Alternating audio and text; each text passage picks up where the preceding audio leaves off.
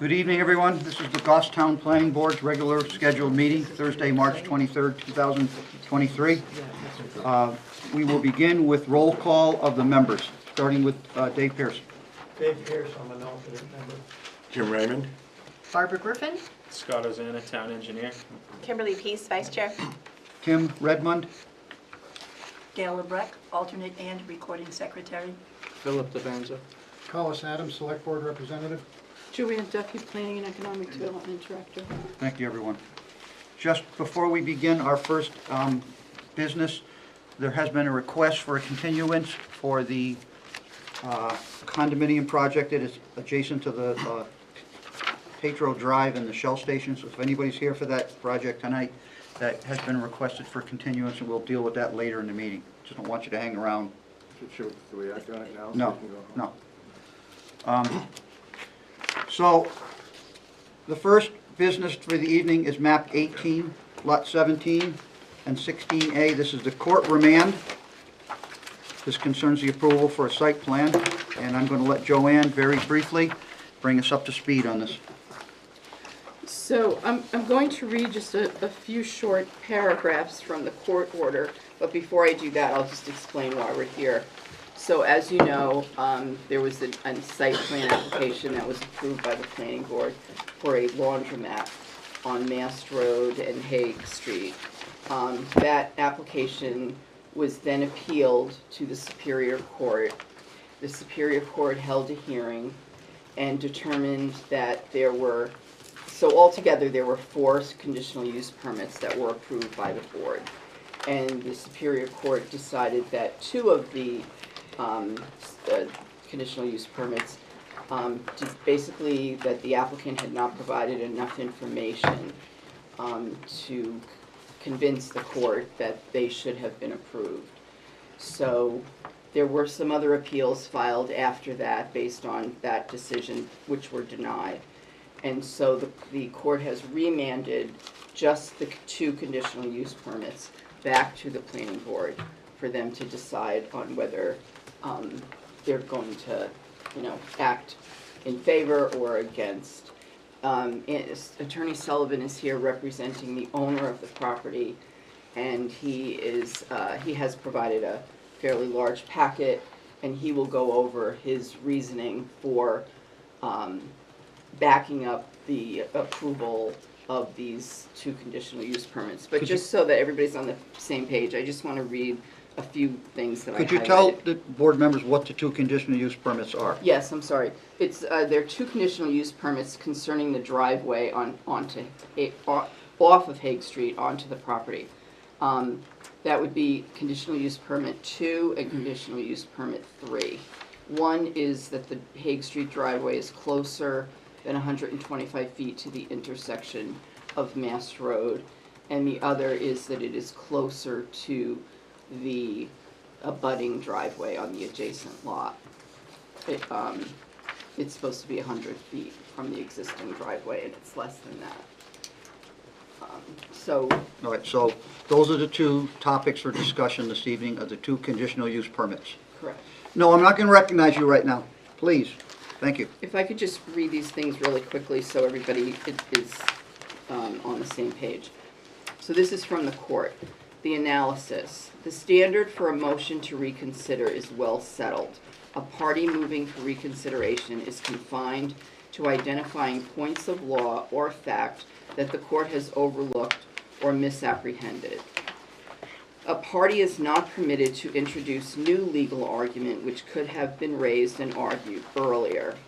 And then there's another section that states, the interveners, which is Attorney Sullivan and the owner, and the defendant, which is, defendant is the town, argue that the court should reconsider reversing the board's decision to grant conditional use permits 2 and 3. They specifically take issue with the court's following findings of fact. 1, that the board did not consider the impacts of a commercial driveway on a residential neighborhood. 2, that Hague Street is more residential than Joffrey Street. 3, that it was unclear why the board accepted the intervener's updated proposal to conditional use permit 3, but not the initial proposal for conditional use permit 3. And 4, that the proposed laundromat would create a steady increase of traffic onto Hague Street.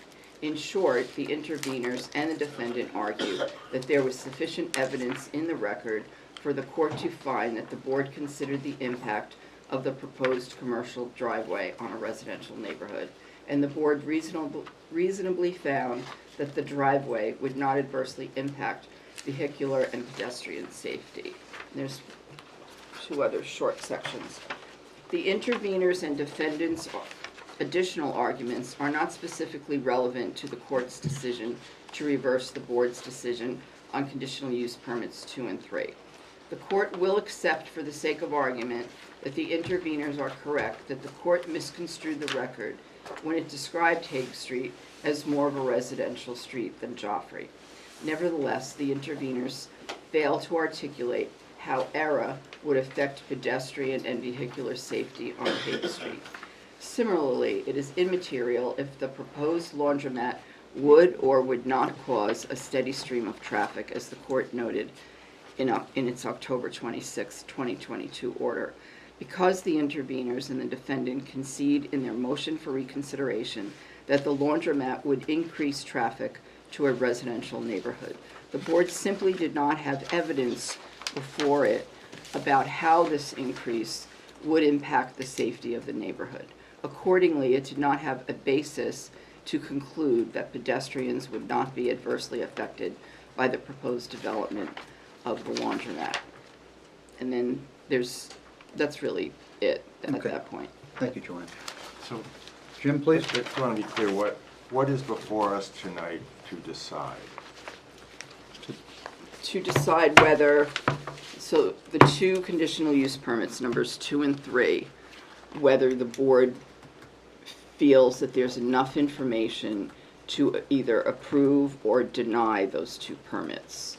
That's the only business before the board. Okay, and we're doing that on remand, so is the record that was put in before part of our record? Do we have to create a new record? Yes.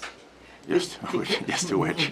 Yes, you should create a new record because the way it was explained to me by our attorney, the first case is finished except for those 2 items. So that's why the board has to take another look at those. But if there were an appeal process, which there is, then they would be appealing this whole new decision.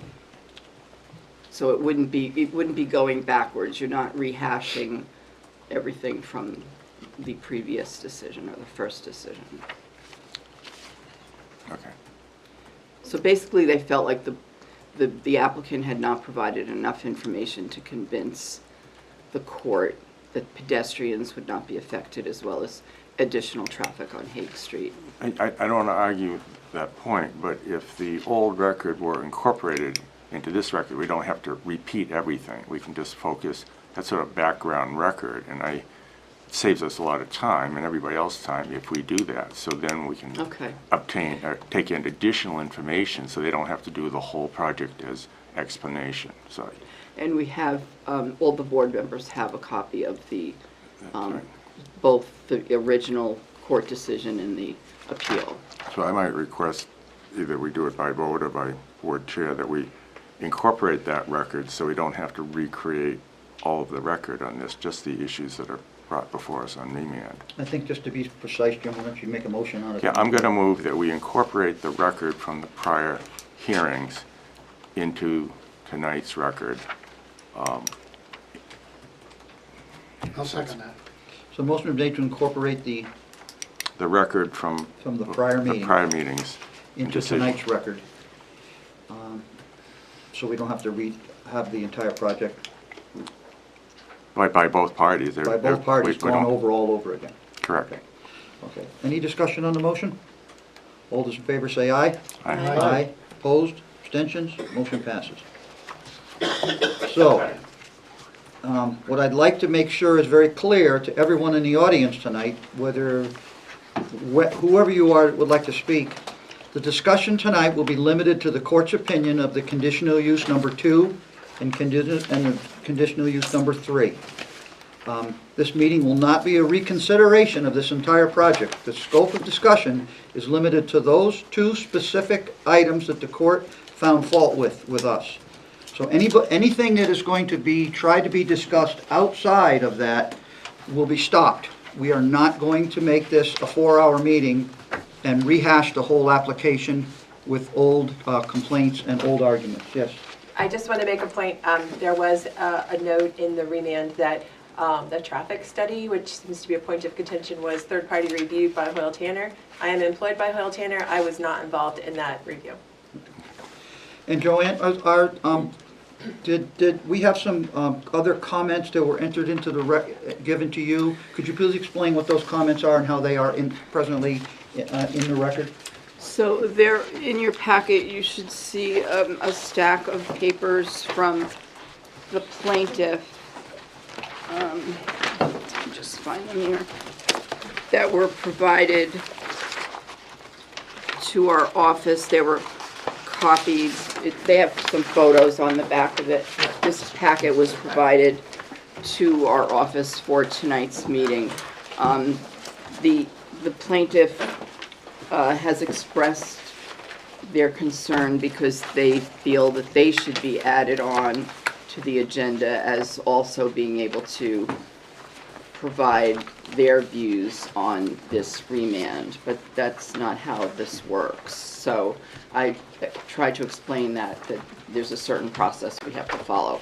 But you do have all of their information as part of the record, and they are, you know, they're aware that we have this. I did sign a receipt that I have a copies of it. And you all have it's copies. been given to all the board members? Correct. Okay, so all the board members have it. Jim?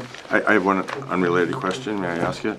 Are we unrelated to? To what she just said. Please, So- let's stay on topic. Well, it has to do with, before we go forward, I Yes. just want to clarify. On page 5 of your report, you lay out the conditional use permit criteria. Does that apply to both conditional use permits? Is it the same criteria that we apply Before, yeah. for it? No, those are the elements that we find for Right. the driveway separation from Mass Road and also the driveway separation Correct. from the abutter. Yes. Okay. Okay. Thank you. Now, there will be a public hearing held tonight, at which time people will be allowed to speak at the public hearing. But once again, it will be subject matter, conditional use permit 2 and 3 only. After that, I will stop the discussion because it is not relevant to the court's opinion. The court found no fault with anything else on the decision, so we are only going to stick to the elements that the court found fault with. Okay, everybody clear on that? So I don't want to be the bad guy and make anybody angry, but we are not going to have more than a discussion than is related to the court case. So do board members have any questions for staff? So Joanne, how do we proceed with this remand tonight? What is the first step we need to do? So I think we should probably hear from the applicant So that you get an overall picture of you know, his arguments and explain why they're back before us. Okay, and then beyond the applicants, And then Speaking. you could open it up to public comment. public comment. And then I would close the hearing and either vote or continue to another meeting. Okay. I neglected to appoint Dave as a voting member tonight because we are missing Karen Hughes. She's no longer here. So Dave is a voting member this evening. So if no one has any objection to the way we're going to proceed, we will proceed with inviting the applicant to come to the table and identify themselves for the record. Before we do that,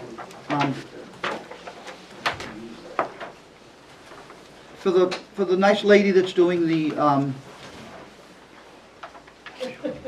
helping Mr. LaFawn, I don't know your name, ma'am. Paula. Paula, is everyone working at the right pace for you to be able to keep up? Yes, thank you. Okay, thank you. Thank you for asking.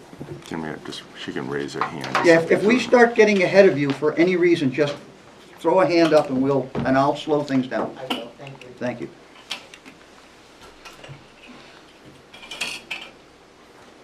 While Steve is setting up, I'll, this close enough. Can you hear me okay? Yeah. That Yeah, goes okay. to the TV. Oh, okay. TV. I'm Attorney Andy Sullivan for the applicant with Eric Mitchell, ECM. With me is Steve Pernar of Steve Pernar. He's the traffic engineer, and I'm going to make some preliminary remarks. I'm going to turn it over to Steve. Okay, I may ask him some questions, and then turn it over to Eric if he wants to supplement, and then I'll probably wrap up. Steve's last name. His last name is Pernoff. Okay, Okay. You've heard that name before. just a few times. The first thing I want to point out, and Eric actually noticed it, in a little history. This project originally started with the driveway for the laundromat was going to be two-way, entering Hague and going on to Hague. The final rendition was it was just going to be entry only. And that becomes important because if you look at ordinance 7.4.3.1, which is the ordinance that discusses whether you have to have a 100-foot separation from the abutting lot or 125 feet to the intersection, it says, for all local streets, driveways entering such streets shall be located at least 125 from the intersection, 100 from the lot. But we don't have that anymore. Okay? Hague is a local street, it's a dead-end street. Okay? And we're not entering Hague Street. We're entering the lot. Arguably, therefore, this whole discussion for the last year is irrelevant because we do not have anybody entering Hague Street. And 7.4.3.1 only addresses for all local streets, driveways entering such streets shall be at least 125 feet from street intersections and at least 100 feet from existing driveways on an adjacent lot. I'd like to continue forward, but that is an overriding litmus test.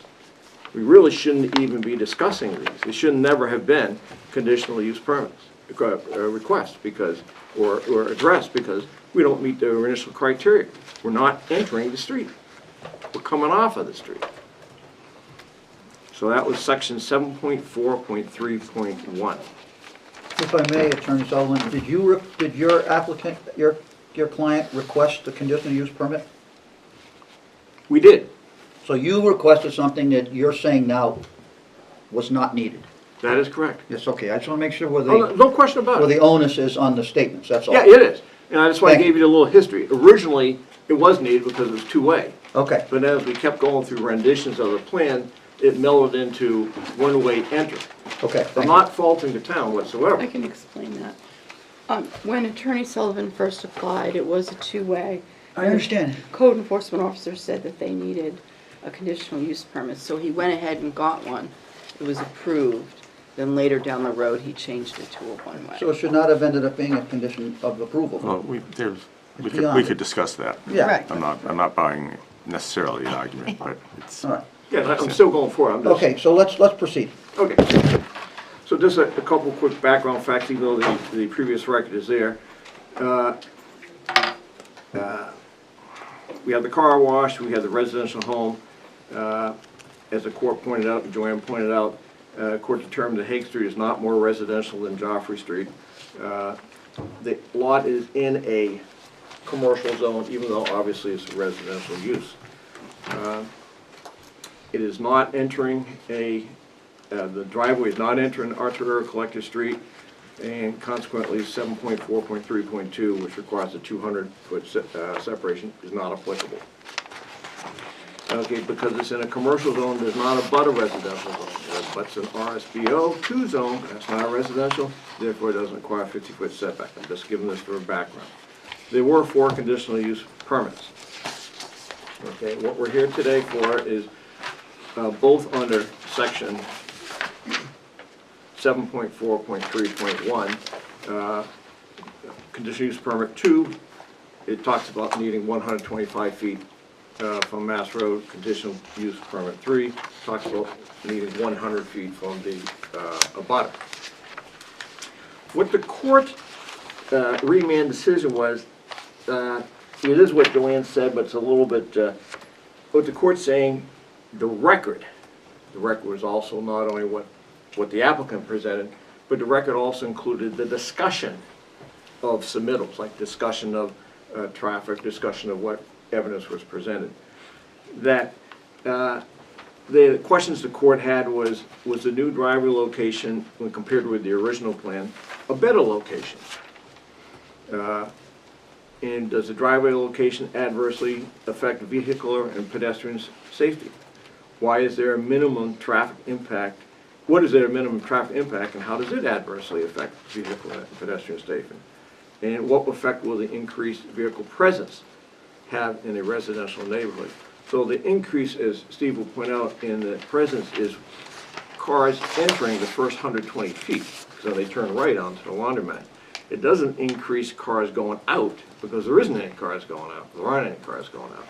But it is a presence, and there's some more, there's a net, I think Steve will point out, a net of 20 vehicles more per day. 25 come in, but there's less than 5 that don't go out, so subtracted, so there's a net presence of 20 entering cars.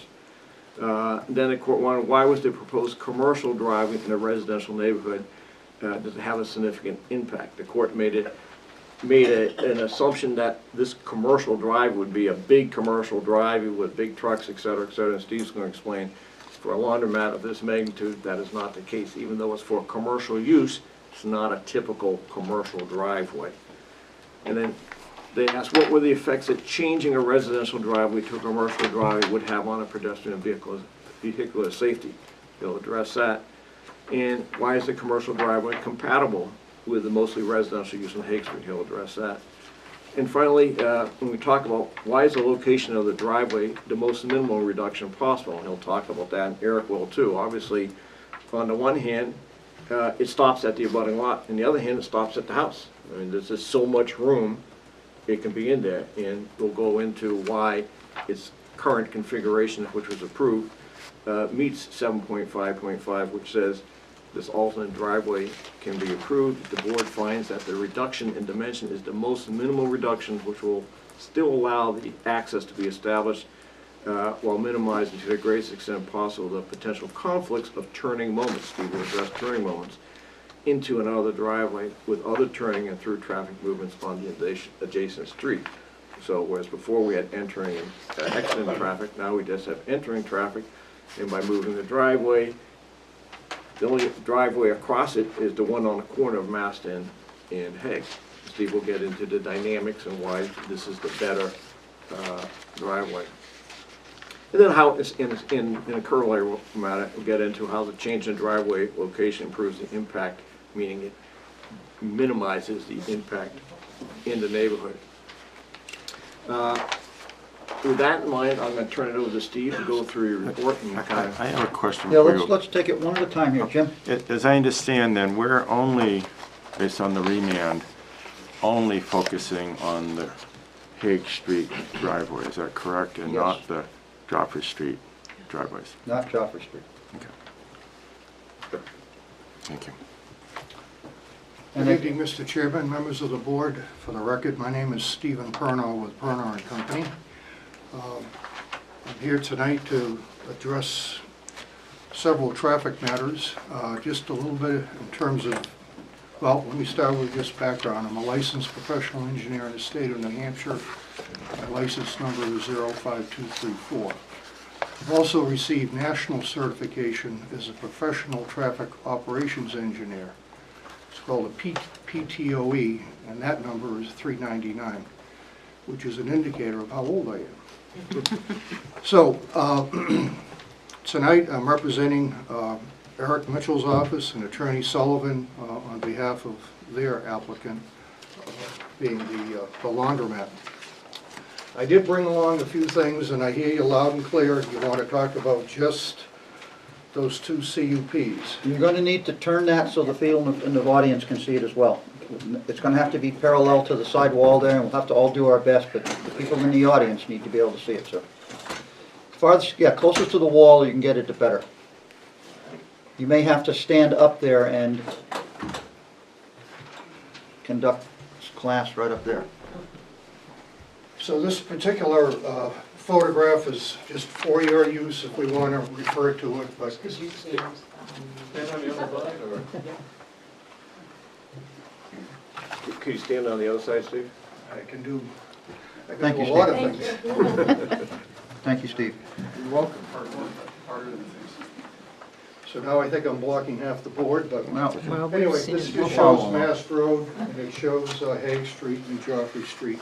And again, it's there just if you have a question, or want to refer to something.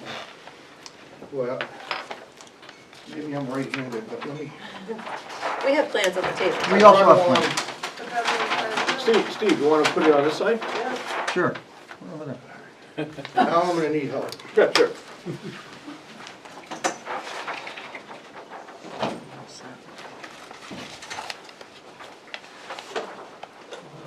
Yeah, that way you can stand right in the doorway, Steve. Stand out in the parking lot. Well, you don't have to quite go that far.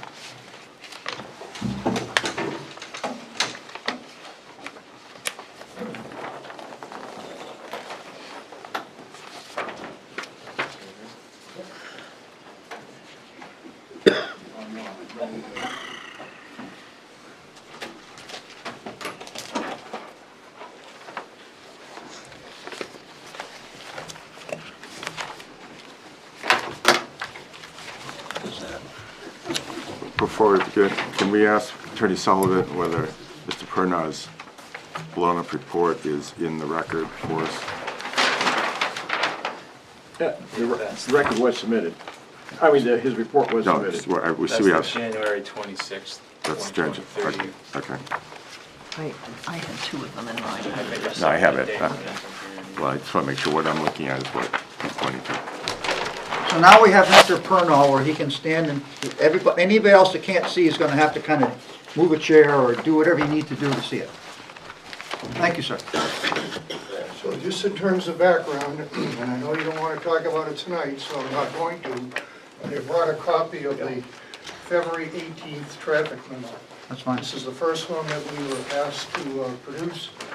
Basically, my client wanted us to review the site plan in terms of access, circulation, estimate how much traffic would be generated, and to summarize. It's a short memo. I think we gave the board and the applicant 5 suggestions concerning the site design.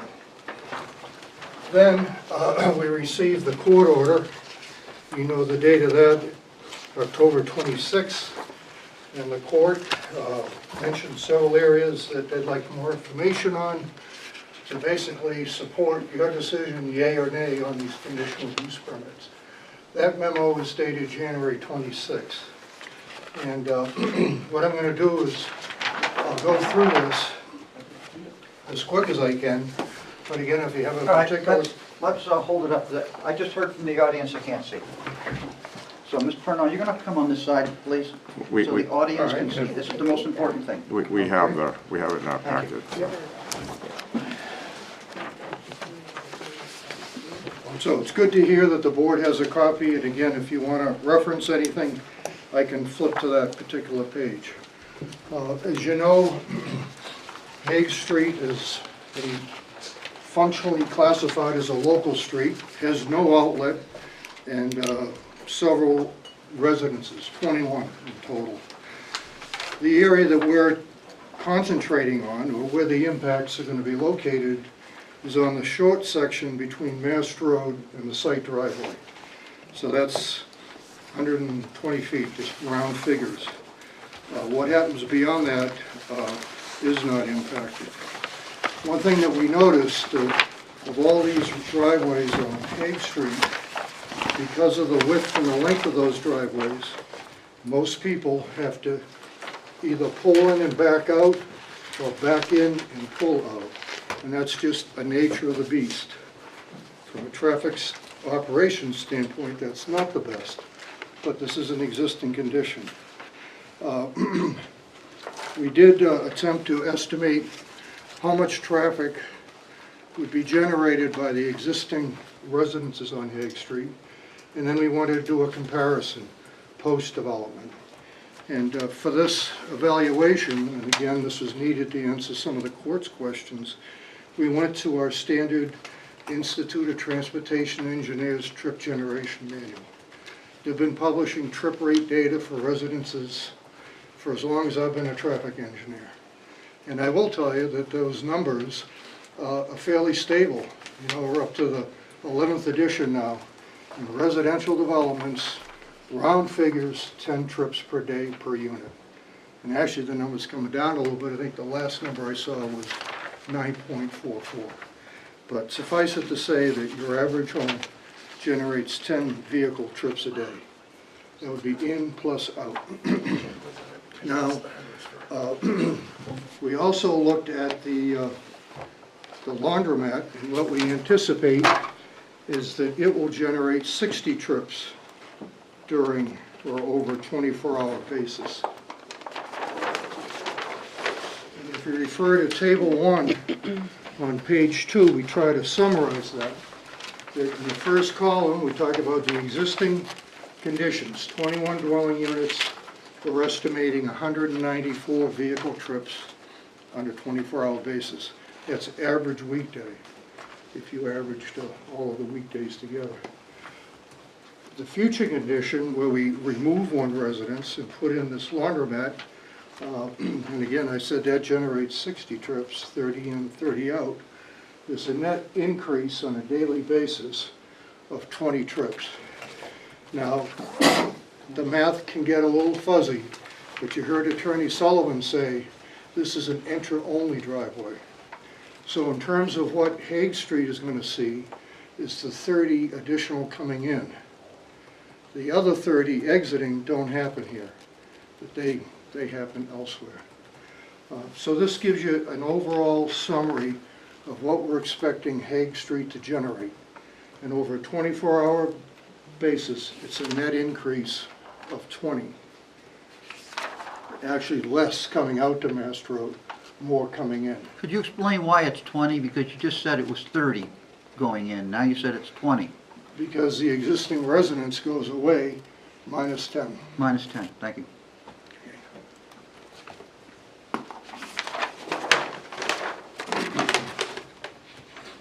So, a couple of things to point out on page 3, and that is the daily traffic volume on the short section of Hague Street that lies between Mast Road and that first residential driveway, the corner lot.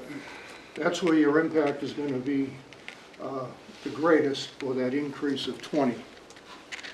As you go further down Hague Street, away from Mast Road, that trip generation number goes down. After you go by each residential driveway, it's another minus 10, minus 10. And in theory, at the very end, at the hammerhead, there are no trips generated on a daily basis. The actual first residential driveway in Hague Street, and again, this is the corner lot one, we're expecting a net increase of 25 vehicles in the southbound direction, and to decrease by 5 in the northbound direction. And again, that's the reason for the ins and the outs and that delta of 20. And by the way, in terms of that first driveway coming in on Hague Street, because the volume of traffic heading to Mast Road actually goes down, that actually makes it easier for someone coming out of that driveway. Because normally, when you exit that driveway on that side of the road, it's a right-hand turn to get to Mast Road. So you look to your left to see what's coming. If you have less vehicles coming, in theory, it's better. Does it really make a bit of difference? No. As a traffic operations engineer, I can tell you, 5 trips a day is minimal. But it helps, it's in the right direction. Dave? Twice now you referred to the first driveway coming from Mass on the Hague. Are you referring to the first driveway on the left or the right? First one. On the left as you drive. Mr. LaFons. Mr. LaFons. Yeah, I thank you, that's what I wanted to clarify. Thank you for asking that question. I think that's And then the next driveway is the actual site driveway itself. Again, 10 less trips residential, 30 additional coming in. And the point I want to make about that particular driveway is today, those 10 trips, again, either backing in and pulling forward to exit or the other way around. You pull in straight and have to back out.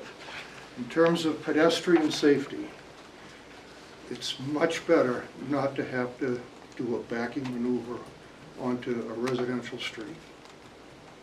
Under the proposed condition, we're now having entering vehicles only. And that means that the predominant traffic movement is going to be entering and then a right turn into the site. A right turn movement from the through street onto a minor to a site driveway is called a rank 1 movement. It has priority. There are no competing traffic movements that take away its capacity. So it's basically a free flow movement. And again, they're all being done in the forward direction, which I believe is important and a net improvement.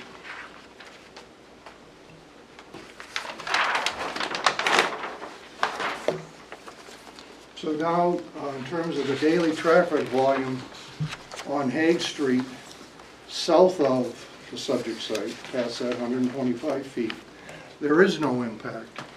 There is no change. All of your impact is limited from here to here. All of these residences, 18, whatever, 19, no impact, no change. Now, that's not to say that you could have a residence down here that wants to drop off laundry in the morning. Sure, you could have a left turn arrival at the subject driveway, but we would expect that that would be minimal. If I go to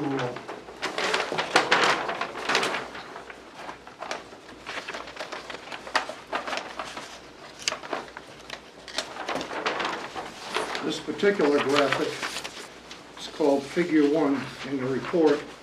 And this is a schematic diagram, if you will, of Hague Street, Mass Road, with your existing, your first driveway on the left. Here's the subject driveway, the proposed relocation, which is slight, and the number 3 Hague, and then all the rest. And again, this is something that we had to do to try to get a handle on some of these, the judge's questions about impacts. So again, the 194 trip estimate only applies to the segment, very short segment between Mast and the corner lot. After that, the volumes drop off after each driveway. South of number 3 Hague Street, 164 trips a day. You go past another residence, it's a -10, -10, till you get to the end. The middle chart shows what the net change is going to be. This is how we came up with the plus 20. And you'll see that we have 25 coming in, net 25. And again, that's because we have 5 fewer residential trips and 30 new laundromat trips. Coming out, it's a -5, so that's we have a reduction coming out this way. And past the subject driveway, it's all zeros. Net change of 0, that means no impact to the majority of Hague Street. And then this diagram is just adding the two together. Pre-development, net change, and post-development. So we wanted to prepare this for you and for the court so they could get a better understanding of where the impacts occur and where they don't. We also prepared this plan here, if you will. And again, just picking 4 checkpoints. You see the location of each checkpoint, but immediately south of Mast Road, plus 20. Here we're at plus 30. And then here down, it's all zeros. And you can see the numbers in table form as well. Then we get into some of the court's comments, and I guess it would be worth just spending a little bit of time on it. Little being the word. Can I Good. ask a question now? So paragraph number 1 on page 3, I already talked to you about the net increase in volumes that you saw on that table. The daily volume on Hague Street, 1,000+ feet south of the subject site, no impact, 0. We talked about what happens at the first residential driveway and also what happens at the actual site driveway itself. The fact that you no longer will have backing out maneuvers from the residential driveway is a net positive from a traffic operations standpoint, a pedestrian safety standpoint, and a vehicular safety standpoint. I already described the right turn arrivals, or the rank one movement. There is no conflicting traffic stream. That means there will be no congestion. There isn't going to be backups. And in terms of a commercial driveway, you know, when I hear commercial driveway, I'm thinking, gee, minimum width 30 feet on a state highway, big radiuses to accommodate tractor-trailer trucks, probably 2 outbound lanes, 1 inbound lane. In this particular case, granted it is a commercial driveway, but because it's going to be an in only, it doesn't have to be wide like 30 feet or 40 or 50 feet. So the proposed driveway, in effect, is about what you've got out there today. A very slight shift from the existing residential driveway to this driveway. Because there will be no tractor-trailer trucks, you don't need the big radius for right turn arrivals. So this driveway is going to look just like the other residential driveways on the street. And Hague Street is going to accommodate the same vehicle mix in terms of cars and trucks and vans as it currently does today. So to conclude, as I look at this commercial driveway, I'm convinced that this is not going to have a substantial adverse impact on vehicle safety or pedestrian safety.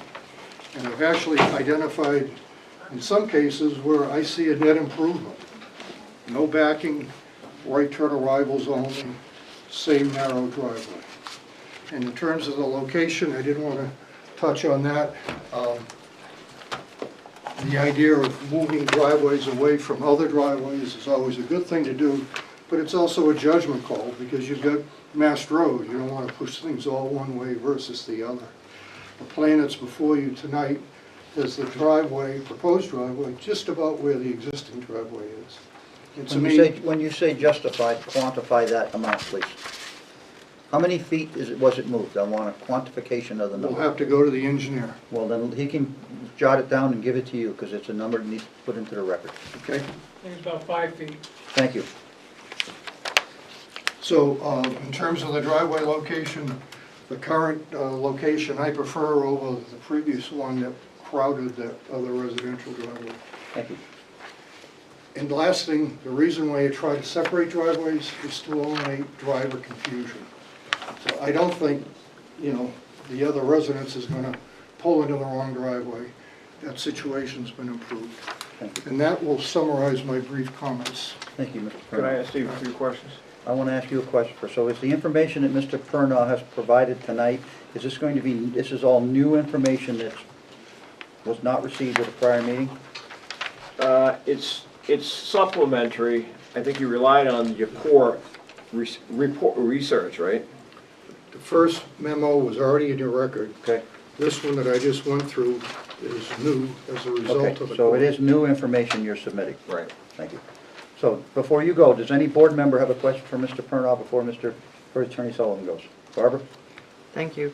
Mr. Pernow, the court decision seems to talk not only about vehicular, the vehicular impact, but also pedestrian. It mentions pedestrian a couple of times. Could you, and we don't ask for usually pedestrian walking studies, we sort of deal with traffic studies. So could you please address that issue based on your experience as to your statements that we're improving some aspects of the traffic flow and what that means for pedestrian use of what sidewalks there are in that area? So, I don't think there are sidewalks on Hague Street. Well, that's right, so. They have to walk in a road. There are no sidewalks? I believe that's true. Is that a true statement from the folks that live on Hague There's a Street? sidewalk on Mass Road. But not on Not Hague on Street. It's- But it ends, Talking Hague Street. right, I'm just saying, there's a sidewalk on Mass Road. I understand that, let's Okay, just and say, it ends where the right-hand turn, Mass Road, because you're taking a right-hand. all right, let's, There is All right, no okay. sidewalks on Hague Street. thank you very much. So pedestrians are forced to walk in the street on Hague Street. Correct. That's my answer, thank you very much. So my comment, when I see a residential street 1,000 feet long and it's primarily residences beyond the subject site, I can envision on a good summer evening, there'll be people out walking after a meal, before a meal, or whatever. You could have kids as well, and that happens.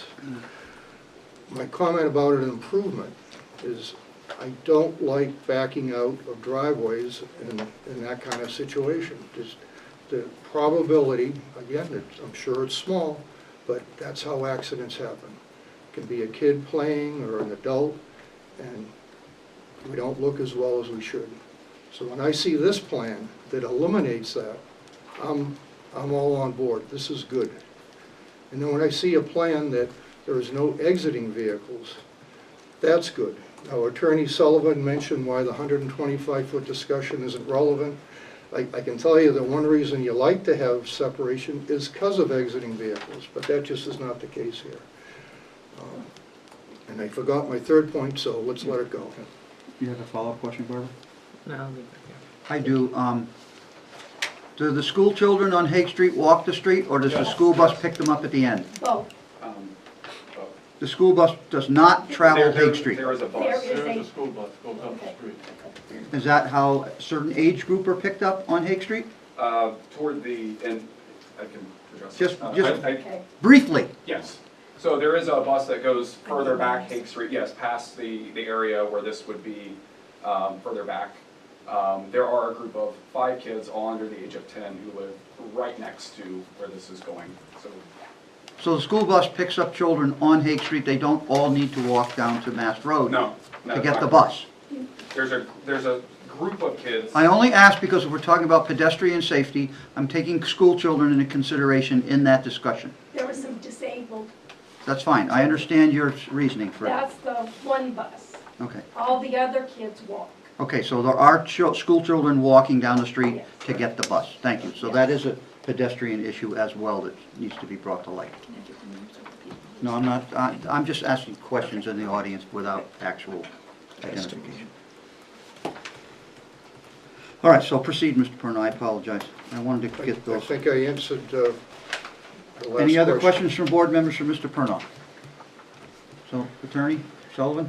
Yeah, Steve, and just to talk about what we just mentioned, cars coming into Hague Street, will they have visibility of seeing people walking down the street? People arriving onto Hague? Yes. Yes. Okay. And based on your experience, because it's such a short distance between Hague Street and the entry into the laundromat lot, is there a tendency that cars to slow down or speed up to get that 120 feet? Well, basically, a left turn arrival or a right turn arrival from Mass Road is going to be decelerating to make the corner, and because of the width of the driveway.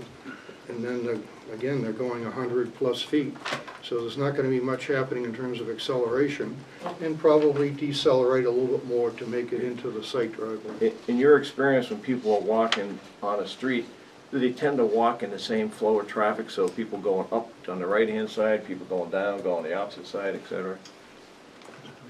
People walk everywhere. Okay. Fair enough. Do you have any opinion as to, in terms of pedestrian safety, the overall, because it's a commercial driveway, even though you talked about it was not really commercial vehicles, or because it's only 120 feet in, is there anything you can comment generically on how that driveway is going to be used, how it affects up or down pedestrian safety?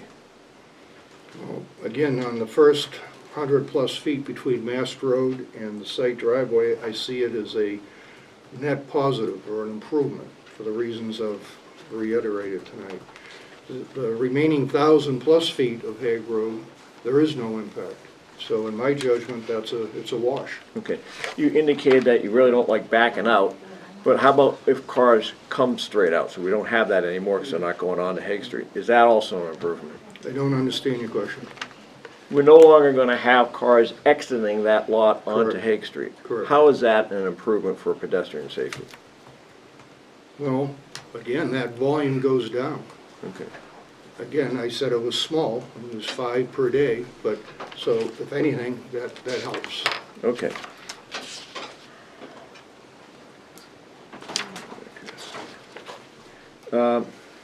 You talked about the residential driveway and the commercial driveway.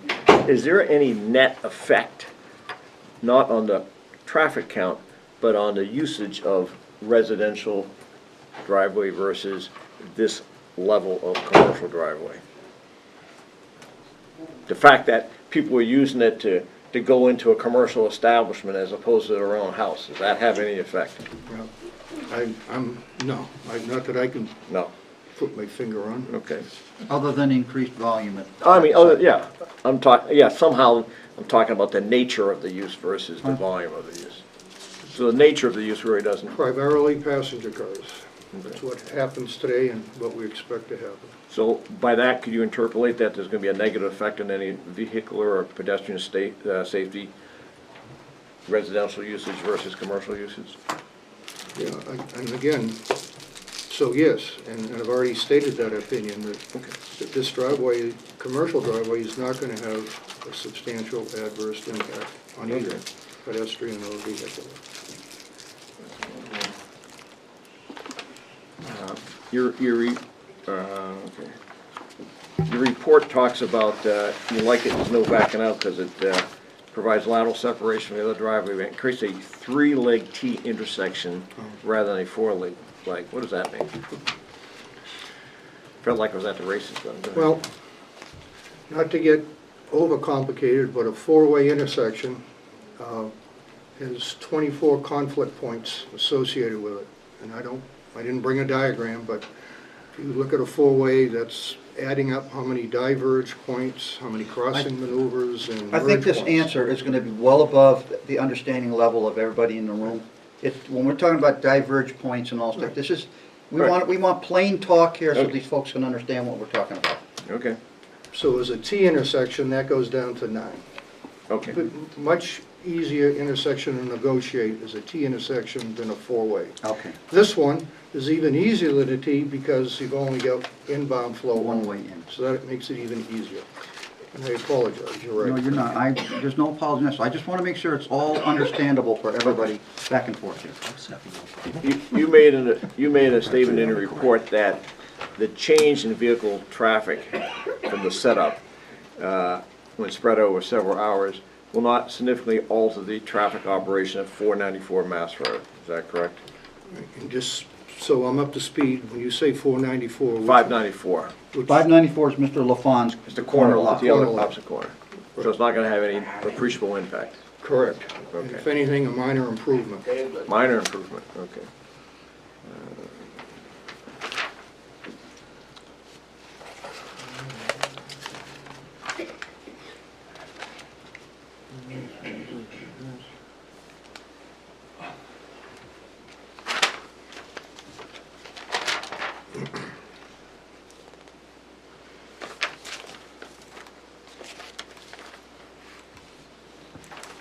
Okay.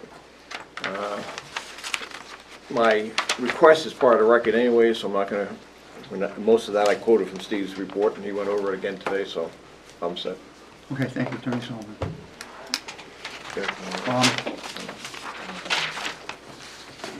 Eric, do you have something you're going to add to this? Oh, I'm sorry, before you start, Eric, do you have a question?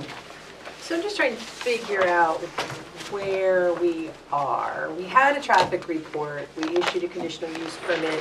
The court said they don't think we correctly considered enough evidence. Is that the so they've come in and said, here's the original data, we're trying to clarify our analysis. It's not new data, right? Right. I'm confused. If Jim I- Marshall, not may I you. answer? or Jim. Okay. I think what the judge is saying is two things. And the overriding theme is, he didn't feel the record supported a reasonable conclusion. Not that it wasn't a reasonable conclusion. He just think matters weren't discussed, so it wasn't discussed, for example, in his opinion, the effect of pedestrian safety regarding a commercial usage versus a residential usage. It wasn't discussed, for example, why the driveway was relocated. It wasn't discussed, perhaps, how the one-way traffic, again, everything in the judgment was pedestrian vehicular safety. Wasn't that the information wasn't there, but it wasn't, it may not have been there because it wasn't presented, even though it was in a written report, or it may not have been there because it just wasn't in the report, but also because it wasn't discussed by the board. What he's looking for, and what the only review the court can do, is not to agree with the board, but whether the board's decision was a reasonable decision based on the record. And the only way the judge can determine that is to look at how the board discussed the record and the facts that went before the board. And I ask because, I know, Jim, you're looking at me, I remember thinking, we had a big discussion about the study, and I remember we asked Scott what you thought about. wasn't here. No, sorry, we asked whoever was here. Sarah was here. Well, that explains it. Well, anyway, we asked so-and-so to, I feel like I remember making some sort of statement like, we have a traffic engineer, they gave us a report, they said this, we trust the traffic, I'm not a traffic engineer. So I'm just trying to In the figure out courts. if I'm supposed to like, I think it's a matter of perception, like we all, help I me, look Jim. at this direction, I may not see that direction. The judge has his own perception, okay, and he didn't see things he wanted to see. Which is why both parties did motions to reconsider. We thought they were apparent. He didn't, and he still doesn't. So he's looking for the board to make, in his mind, something that will be a reason that is more clearer to him, not that he's going to agree with it, but clearer to him on why the board is making the decision they make tonight. Okay, I don't. How about question? So there was a thing that when the court decision went into that was saying that the board. Scott, Oh. you gotta speak up so they can hear you. Sorry, so there's a section in here, I can't find it right off. What document are you And looking at? This is the court's decision. Okay, So it basically said that the board doesn't necessarily have to take a professional's opinion. Is pretty much what it says. Okay. And I think that was kind of like, they presented a report and you don't necessarily have to take it as gospel. Right. Is kind of what this said. And it pointed out a couple other cases. Right. There was one that was, I think, Continental Paving versus Litchfield maybe? So, Probably. I did read the remand, I just kind of, I have a hard time with the court's decision on that because, as I said, I'm not a traffic engineer, so we try to review these things the best that we can. all right. I Let's, Let's just move wanted this to point- forward. Jim? Just to answer Kimberly's question, the order on plaintiffs, there's two orders, the one on the intervener. On page 3 and 4, the court said that we did not have evidence before us on how this increase in traffic would impact safety in the neighborhood. He found, because it didn't address it, therefore, Mr. Parnar addressed it now, I think is the intent. And it's said in three different places on that page. Anything else from board members at this time? Eric, do you have something you need to add? Yes, just many of the board members have been here from the beginning. I have too. Originally, this started out being a two-way access off of Hague Street. It was meant to be a drive-up coffee, drive-up window there. And a lot of the concern was that there was traffic going to come out onto Hague Street that was going to shine lights to the neighbors and things like that. So then we went to one-way, but the one-way was up next to the property line. So what we did is move the lines, still one-way enter, up to where the existing driveway is, and got rid of the coffee shop and all that kind of stuff. So there's been a progression to try to reduce the amount of impact onto Hague Street and from what we started with. Thank you, sir. And by moving it, not only did what Eric said, but also minimize the impact on the driveway. Now, instead of having two drivers on across the street that are impacted, now there's only one. Okay. Okay. So, at this point, we are going to ask if you are concluding your statements at this time. Subject to any rebuttal that may be necessary. We're not going to have any rebuttal because we're not going to have. Okay. I may make one other observation. This Please. was in the motion. The remand was for the 2 conditional use permit based on the distances. But the court also commented because he made a ruling based on those, he didn't fully address the rest of the conditional use criteria. Okay, and that's why in my remand thing, I went over it again. I believe the board addressed it all fully last time. I believe the best they addressed conditional use 2 and 3 last time. I make that observation that it may be the better thing to do to re-examine all the criteria for the conditional use permit as well as just these 2 regarding distances and whatnot. Well, that's another subject for another day. Okay. Okay. So if you gentlemen have concluded your statements, I will ask you to just glide off into the sunset over there somewhere. Will do. Board members have anything that we need to ask our staff from or discuss among ourselves before I open a public hearing?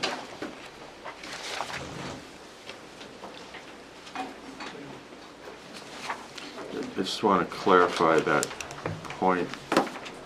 Go ahead, Jim, you talk. I'm going to put the chairs back at the table so people have something to sit at. My understanding from I don't have the original order that Scott has, I don't know where it went to. You don't have this one? Do you want to borrow my copy? Yeah, but on remand, the direction. Can you speak up, please? Yeah, my understanding, and Joanne, you can correct me if I'm incorrect, on remand, the court, again, it goes to page 3 and 4, was requesting information on what we just talked about, impact on pedestrian safety, but did not overturn the findings, any other findings on the conditional use permit. If That's correct. if that's a correct statement. So therefore, what we're hearing tonight is solely the impact on pedestrian and traffic safety, and not if I'm reading the court's order correctly, not the other elements of the conditional use permit. I think it's the last 3 because they got to the one about pedestrians and then didn't continue. They said that can you pass me mine again? What? Sorry, He's just trying to enlighten him about something about the court statement. Yes. We're saying what we have to cover tonight. So, Do you have the, I believe it's also the newest, vehicular. court order? There's one that's increase dated in vehicular January traffic. 2023. I think you were only given the one that was October 2022. There's a new one, and on page 1, Hold on, please. Okay. I don't see it Ms. there. Benner, hold on, please.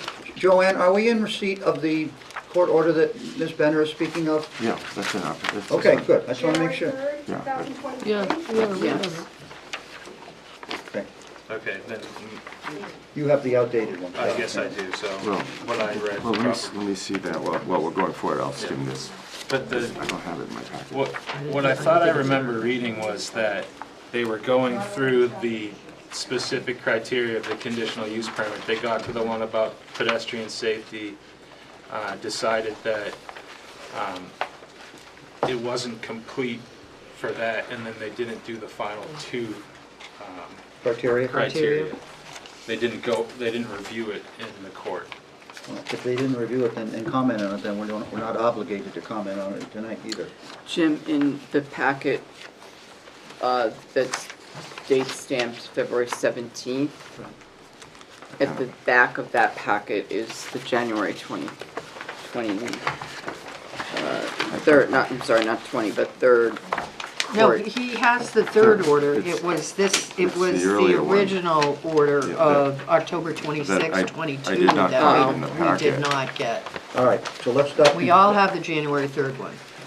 All right, we're not going That's the to only one I continue to didn't. confuse the issue right now. Well, I just want to make sure what we have to cover tonight, so we don't have to replow fields that don't need to be replowed. So,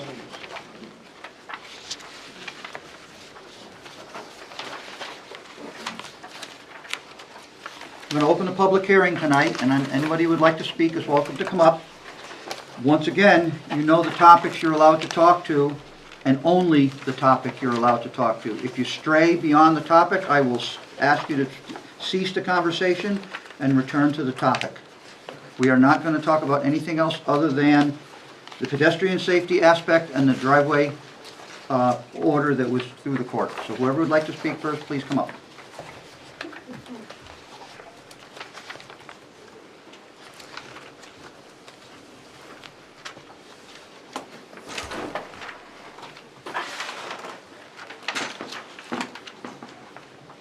Good evening. My name is Catherine, Catherine Hooten, Whooten. I'm a resident of the town of Goffstown. My presentation had basically more to do with the safety issues of putting a new street into the total development. Driveway, street, whatever you want to call it. But since we're going to confine it, apparently, because I feel there are grandiose safety issues throughout the project. No, we are going to talk about... Right, we're going to confine it Thank you, Catherine. specifically To Hague to Street. the Hague Street area. So, having listened to what has been presented to you, and I just want to make sure that we are correct in only reviewing the the conditional use permit. The one thing that I find that is very concerning, of course, which you have mentioned, is the fact that there are not sidewalks there. You are having 30 more cars come down a road as projected on a street that has children walking with no sidewalks, which whether you move the driveway on Hague Street down does not necessarily cause the concern for the pedestrian safety. The other thing that I find which is concerning about this, as far as pedestrian safety is concerned and where the driveways are, is whether the driveway, which was not a street entrance at the time, was moved down a little further away, does not refute the fact that this is a one-way street. Excuse me, what's a one-way street? That this is a dead-end street, Thank excuse you. me, a dead-end street. That being said, if a car that is not familiar to this road, or 30 of them that are not familiar with this road, turns down and misses the driveway, quote, street entrance, what happens? What happens is that now the car either backs up into the new street or driveway, or it proceeds down the road into a residential neighborhood that really doesn't probably care to have strangers go past their properties.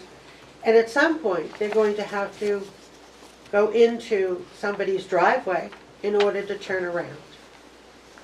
I consider that to be a safety issue, that the street is a dead end, that there is the possibility and probability that cars coming down there that are unfamiliar with the road would then go further down, be exposed to children that are in that area, and have to now turn around and do a 3-point turn tonight in order to go back out the road and that to me is a concern.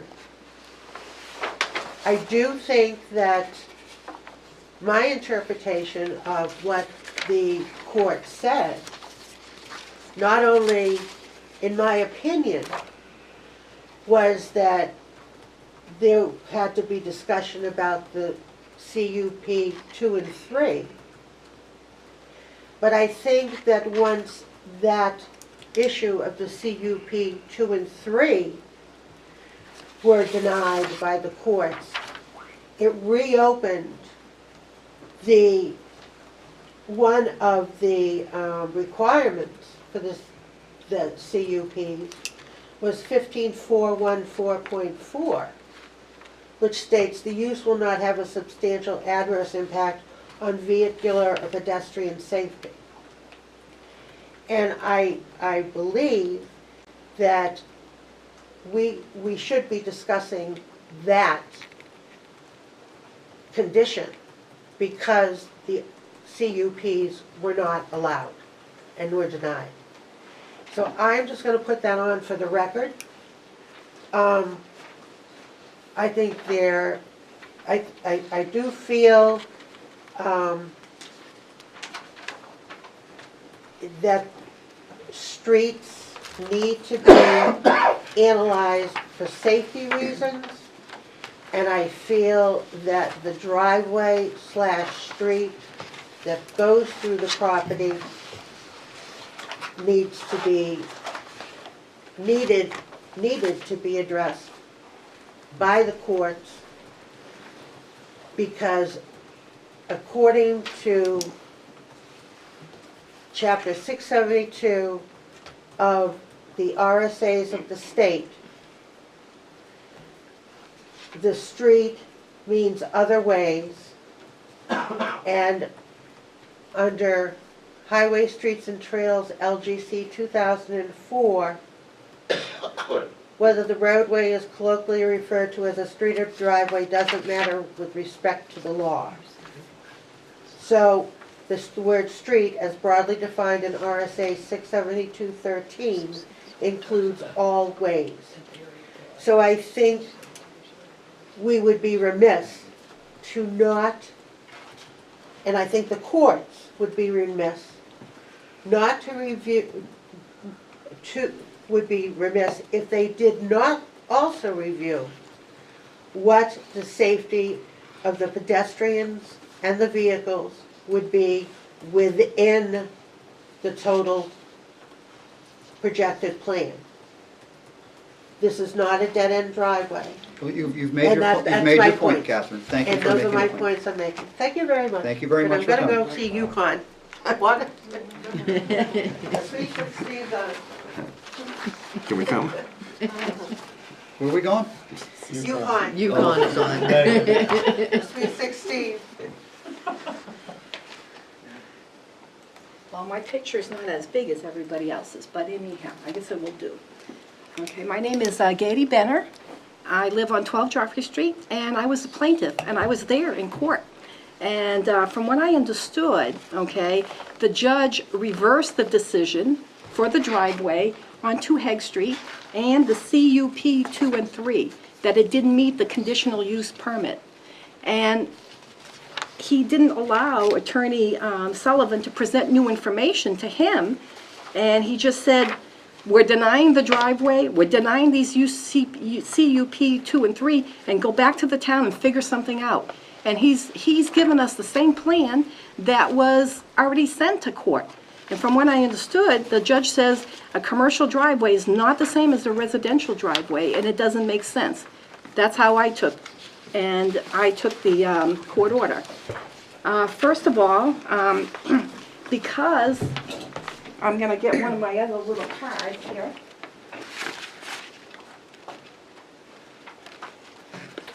Now, because this driveway, okay, because the residential driveway is going to be expanded to go around the building and into the Mass Road right-hand turn, it's going to be part of the right-hand turn on Mass Road.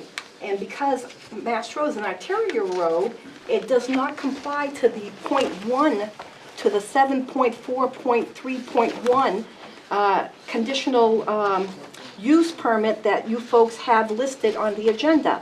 It's because Mass Road's a collector street. So it says, for all collector and arterial streets, driveways entering such streets, which this driveway is going to be entering directly on Mass Road, okay? You need 200 feet from the intersection and 200 feet from other driveways. And according to the figures that we have, it's going to be only approximately, I believe, less than 32 feet from the Scarborough's driveway. It's going to be only 20 feet away from Mr. LaFawn's driveway. It's going to be about 32 feet from Kyle's driveway. You're not missing, you know, just a few feet. It's not minimum. It's a lot. You're missing between 168 feet to 180 feet, which doesn't make sense. Okay, this driveway doesn't fit the ordinances that it's supposed to be meeting. It doesn't fit at all. And according to Mr. Sullivan's report that he sent in, he's trying to say that this is under the grandfather clause. So, you know, because it's an already existing driveway, it doesn't have to meet the ordinances. That's not correct, okay? It's not under the grandfather clause. So you have that wrong information too in your package. Because in order to fall under the grandfather clause, you can't expand or change the use. And you're knocking down the garage, okay? You're knocking down the garage. You're extending the driveway numerous feet, and you can't do that to fit the grandfather clause. So that's part of the information that you have incorrect, all right? So it violates that, all right? And also, this new driveway violates the handicap parking that's gonna be right there. This is part of an issue, a hazard. Okay, this handicap parking is right gonna be on the property line, which doesn't make sense. And it's in the middle of the right-hand turn. So these poor people that are getting, they're handicapped already, they're getting out of the car, they're gonna get hit, okay? Because you have people whipping around, okay, the proposed property. You have also people that wanna enter the laundromat. You have people coming out from the front of the bays, okay, that wanna exit, and it's gonna be a mess, okay? So that's why there's setbacks. You're beginning to go beyond the scope of our Well, this discussion. has to do. No, we are talking about the driveway as it enters Hague Street. We are not going to go through the traffic patterns within the site gate. I appreciate your passion, but we are not doing it. If you look at the order, the judge is addressing that, okay? And this is part of the driveway, so it has to be addressed for the record, all right? So this is the mess that this proposed laundromat driveway is gonna cause, okay? This is where all the arrows are. These are hazards. Mrs. Penna, you, same thing, my comment to the engineer. You repeatedly just say the word driveway, and I don't know which one you're referring to. Okay. Like- Well, I'm like talking it's about the two. The access into the property? Well, it's all part of the same driveway. No. It's part of the driveway, So it's part of it. Just ask you, when Okay. you look at the record 5 years from now, people will be lost as to what the driveway is you're referring to. Well, it's because the driveway is gonna be very long, So very please- long, please and going help- every which way. That's an please issue. help clarify. So anyhow, so this is the picture of the traffic issues that's gonna happen. You have cars coming out of the washing bays. You have two-way traffic in front of the washing bays. You have people going into the vacuum All right, cleaner spots. I'm gonna stop this right now. It's This part- is not okay. part of what we're talking about. We're talking about the court issuing the permit itself to construct a driveway. You said that the driveway permit was null and void, I heard you say it. So we have to figure out what we're gonna do about the driveway permit that enters the site, and anything within the site is not germane to the subject tonight. And you can argue with me until you're blue in the face, but we are not gonna talk about the overall traffic pattern within the project. It is not up for discussion tonight. Well, the judge didn't allow the driveway because it So, all right, created so the this judge mess. didn't allow the driveway, so there's Okay, no because driveway right now. It created this mess, okay? That's the mess. And also, the driveway coming around into Hague Street is only 20 feet, okay, which makes it very dangerous also, okay? And the new driveway is gonna be blocking Mr. Scarborough's driveway. It's gonna be blocking Mr. LaFawn. They're gonna have a hard time getting out, because 20 feet or 32 feet is not enough. Okay, you're gonna have backup traffic and it's gonna create a mess. Also, and there was another wrong piece of information also that has to do with the, with the traffic also. Where it says the Joffrey Street driveway is currently one-way. It is not currently two ways. You have that incorrectly in your records. So by putting more traffic in that one-way exit only, you're not improving the situation, you're making it worse, because it's not already it's not two ways right now, it's one way. So that was wrong also. Did you provide comments to this for Joanne to the record? I did. So those comments have been put on record. I really don't want to rehash them all tonight. I appreciate that you've done your homework and you know what you're talking about here. But we're not going to continue to discuss all these nuances for the rest of the project. Please stick to the conditional use permit for the driveway on Hague Street across from Mr. and Mrs. Scarborough's home, so that we can determine what kind of remedy we can do or not to do to get this project. But just to mention that the record's incorrect, though, is a big deal, because if the town doesn't correct the records, it's posting an ordinance that it's .1 that they're posting on the agenda when it's supposed to be .2, it's supposed to be 200 feet. That is against the rules, okay? It's against Rule 641, okay, which is it's a criminal act, okay? If you know that the records are incorrect and you're not correcting them. I just want to bring that to the planning board's attention. We appreciate that. All right? And also, I would like to dispute part of this traffic report. Number one, it's not an actual traffic report. It's only figures that were popped into some kind of calculation, okay? So it's not inaccurate. We actually put a camera in front of Kyle's house, okay, facing the 2 Hague Street driveway, and it came out good on one day, okay? We ran out of batteries, but anyhow, on Saturday, March 11th, there was 54 trips that was in and out, 54 trips. All right, so it's not 190-something trips, I don't think. Okay, and they had said in their report, too, that weekends were the same approximately as weekdays. There was no difference. All right, so if there's let's say 19 houses that we examined going in and out, because we might have missed Mr. LaFawn's house because we were focused on the laundromat, the proposed laundromat. Okay, so let's say there was 19 houses, so that's about less than 3 trips, okay, per house. That's in and out.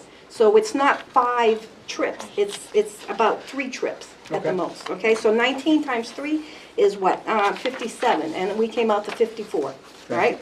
So that we find it's incorrect. So their report also was done, I think in 2021, from someone in Washington, and that was before COVID. Okay, so a lot of people work out of their homes right now, so they don't go out as much, all right? And a lot of people in our streets are retired, so they don't even go out. Like Mr. Larrabee, the abutter that's on 9 Joffrey Street, he goes out once a week. So again, I don't think those are accurate. And also, in the traffic report that they were saying, they're saying that how it impacts the whole street, like the entrance of the whole street. Well, you have to look at the intersection, because you don't want to look at just the whole street. It's the intersection that's going to be impacted the most. Because everybody from the street, if they're going out, they have to go to that intersection. So so taking out the residential home and putting in a laundromat doesn't make it better, as what they were trying to say, and makes it worse, because you have to count all the cars, all those 30 cars, instead of going out on Mass Road, okay, on that corner, you have to count, they're going in front of that intersection. They're affecting the people at the intersection, okay? And also, it's ridiculous to say that a commercial driveway is safer than a residential driveway, because you have to remember that there's like 5 cars that are going to be parked by the Hague Street entrance, those 5 cars.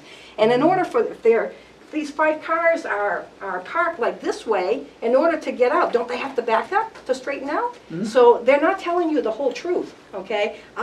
You know, I'm not rich, and I don't have enough money to pay an attorney or to pay a company to do a traffic report, so I have to do it myself. But common sense is you have to tell the whole truth when you're presenting stuff like that. You don't try to hide part of the truth, and I'm telling you the whole truth, okay? Because you have to take those cars and you have to back them up while people are entering. So it's going to be dangerous, okay? It's going to be dangerous. So it doesn't make things better, it makes it worse. All right, so that's another thing too. And again, on the traffic report, there was a lot of things that I wanted to also dispute.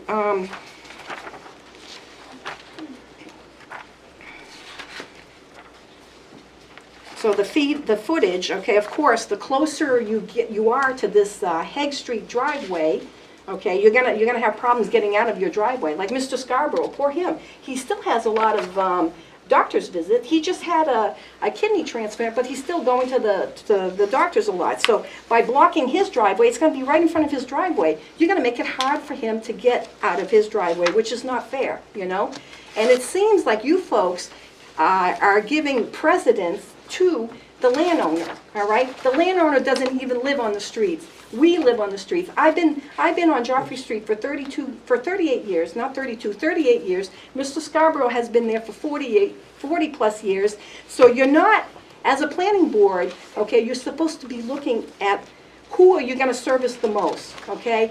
You're making unreasonable conditions for them so they can have this laundromat, and you're making it unreasonable for us, which is not fair. We have the right also, okay, to enjoy our little lots. We don't have acreage like you folks have. A lot of you live out on the outskirts a little bit. You have an acre plus. Mr. Okay, Chairman, I take offense that you're criticizing where I live. No, I'm not criticizing. But you are. Okay, I'm just saying we don't have as much land as you. Yep. Okay, so we have a little plot, okay, and we want to enjoy that little plot. Okay, we want to be able to walk on the streets. I have grandchildren that come and see me, okay? Katie, we have your point, we have your point. Okay, the judge was very concerned about the children on the streets. Okay, these are my grandchildren. Okay, we have Kyle's, okay, child too. Okay, poor her, she doesn't have a sidewalk to walk, you know, and she's trying to walk with my little dog. Okay, and she's in front of the property. This is going to be dangerous, okay? The dogs are low to the ground also, okay? I almost got hit twice this past week. On Hague Street?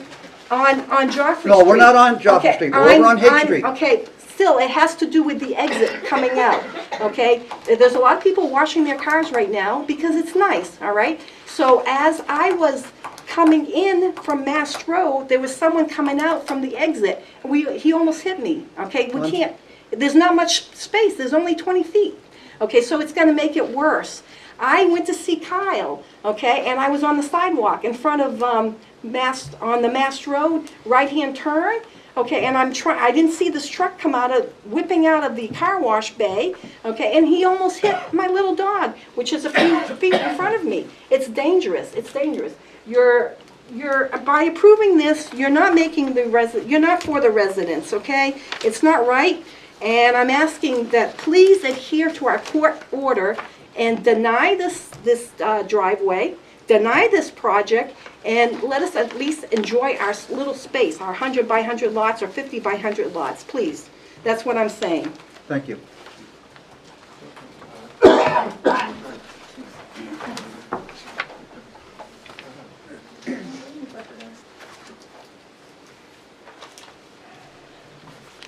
2 minutes. Ann Scarborough. Take what you want, Ann. Pardon me? Take whatever time you want. Oh, 3 Hague Street.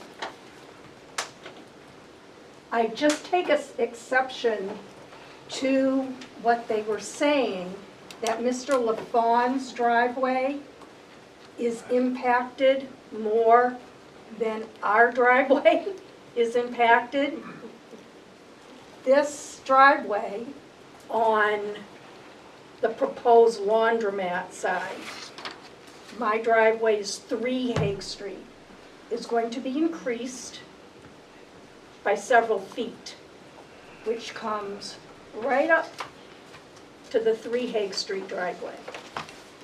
So I just wanted to mention that our driveway is also impacted. Have you seen the plan, Ann, that shows where the driveways are across from each other on the plan? The actual driveway, the plan? Is that here? Here.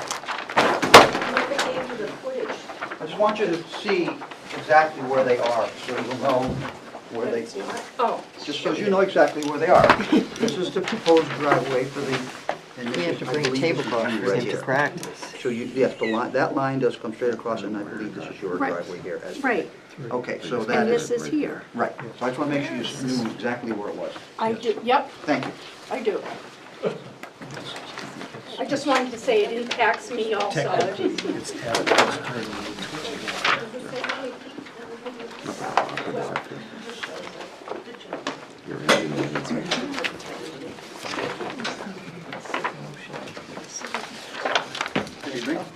Good evening.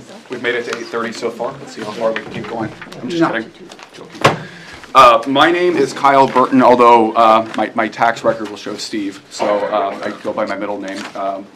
I live at 5 Hague Street. I just wanted to bring up just a few things. The issue at hand clearly was the 2 and 3 conditional use permits.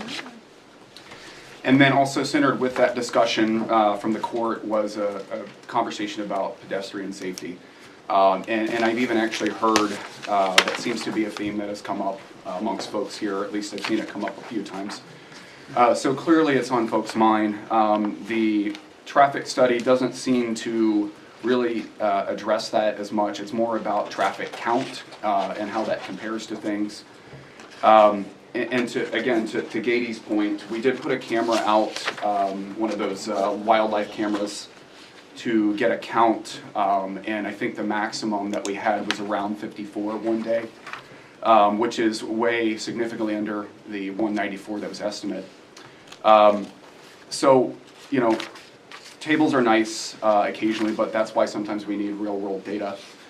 Certainly, the sample that we collected is limited to the 1-day period, and arguments could be made as to whether that's a sufficient period of time. However, such a gross undercount, we're talking 30% of, not a 30% reduction, but 30% of the projected by the tables. It's pretty significant. And so if we were now to count that additional traffic flow, I believe 30 was the number thrown out, and then 20 after we account for things. We're still talking, you know, 30 to 50% increase in traffic for the area. So that's quite a bit. And then also the problem is, especially when we look at statistics and we look at a traffic study like that, they're not very descriptive, so we're looking at these summative statistics. And one of the things that's not really included here is kind of the particulars of the situation, which is I've noticed there's been, I would argue, almost strategic emphasis on the fact that the impact overall of the whole Hague Street would be reduced. But it was even noted and commented that it would be that first 125 feet. 5 kids live in the house right next to where that residence is going on. One directly abutting it on that same side of the street, and then there's mine, which is kitty corner to that. My kids frequently will visit the neighbors' kids right across the street. They have been trained to look across the street. But even so, you know, accidents unfortunately happen. You know, which brings me to the last thing, which was related to this, but really just to emphasize the importance of safety considerations here. In 2007, I was substituting at a brand new school. I commented that there was inadequate sidewalk space next to the place. The administration was aware of it. They said they had brought it up before. The town did nothing. Sure enough, within a year, kid was killed. Don't let that happen, because you know, part of what's going on here is, you know, there's been clearly an emphasis on the pedestrian safety aspect missing from this. And what we're doing is we're just looking at traffic counts. And again, I have at least a day where we looked at that traffic count to cast doubt on that traffic report. And I know there are other ways that we can get more substantial, more accurate empirical data. You know, I see, I don't even know what you call those things, you put across people run over them, big tire counts, but anyway. So that's really what I just wanted to address.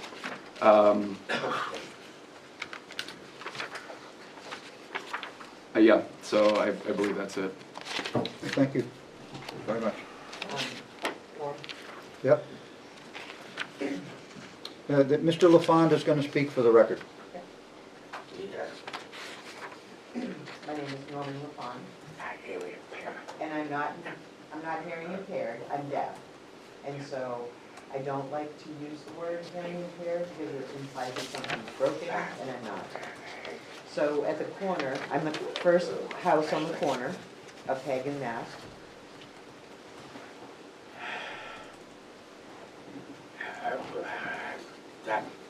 I also have a deaf roommate. Both of us are profoundly deaf. And again, we get concerned every time, you know, we're pulling out of that driveway. We can't necessarily hear people tooting their horns.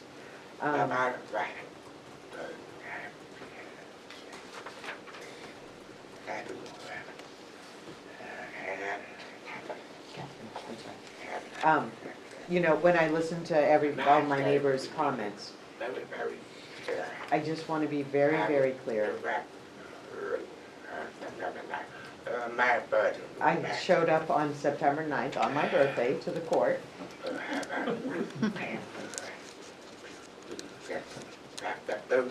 I really would like, I would like to keep the house as before. Just no questions, no questions in my mind. Please reconsider this whole project because it is a huge safety concern for all. Thank you. Thank you, Mr. LaFond. Kathy, why are you waving at me? I really like you, Tim. Thank you, Kathy. I enjoy your company too. I have just one more thing. Please come up. I like to wave. When I ran for office, I used to do the That's your Queen's pageant wave all the time. I just wanted to read part of the traffic study, which I thought would be nice to enlighten you with. On page 3, it states, the daily traffic volume utilizing the second driveway. Hold on one second. Jim wants to find where you're Which reading. traffic report are you referring to? 26 January. Yes. Okay, page 3, Jim. Thank you, Kathy. I'm sorry to interrupt you. No, that's fine. Ready? Item number 4. The daily traffic volume utilizing the second driveway on Hague Street. Subject site number 2, Hague Street, is expected to change from approximately 10 VPD residential to 30 VPD commercial. This change is seen as a net improvement in terms of traffic operations and safety for vehicles and pedestrians for the following reasons.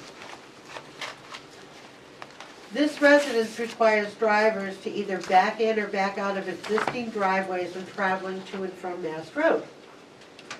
Backing maneuvers involving 3-point turns increases the number of conflict points associated with Hague Street / site driveway street intersections, and backing maneuvers increase the potential for crashes involving other vehicles or pedestrians.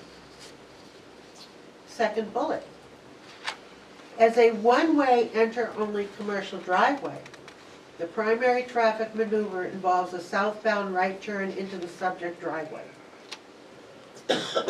This particular traffic movement is categorized as, quote, rank 1 movement, meaning that it does not encounter a conflicting traffic stream and is therefore functions as a free movement. The reduction in the number of turning movements at the proposed driveway translate into fewer conflict points at the intersection. This, combined with the elimination of any backing maneuvers, which we do have with the cars that are parked once you get into that new street. Driveway, please. It's interchangeable according to RSA 6 that I quoted. Yeah. Reduces the potential for crashes involving other vehicle or pedestrians. The point I want to stress here is the word reduces.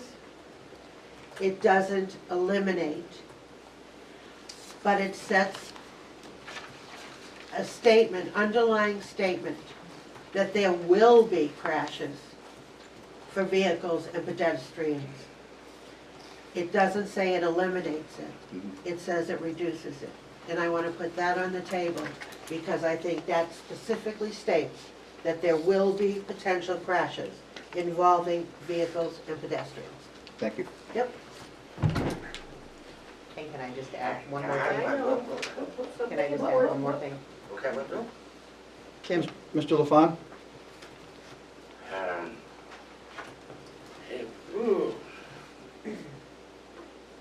That if it happened, So, well, but, so if you do support this that, and you move forward with it, that, then I will put up a sign that says, deaf, you think that, I was, deaf child, that, slow down. happened, There are so many times when I pull in and people fly down that road. And I know what you said give me there. the finger, I'm serious, it's Got that sign. all the time, you know? And I give it right back.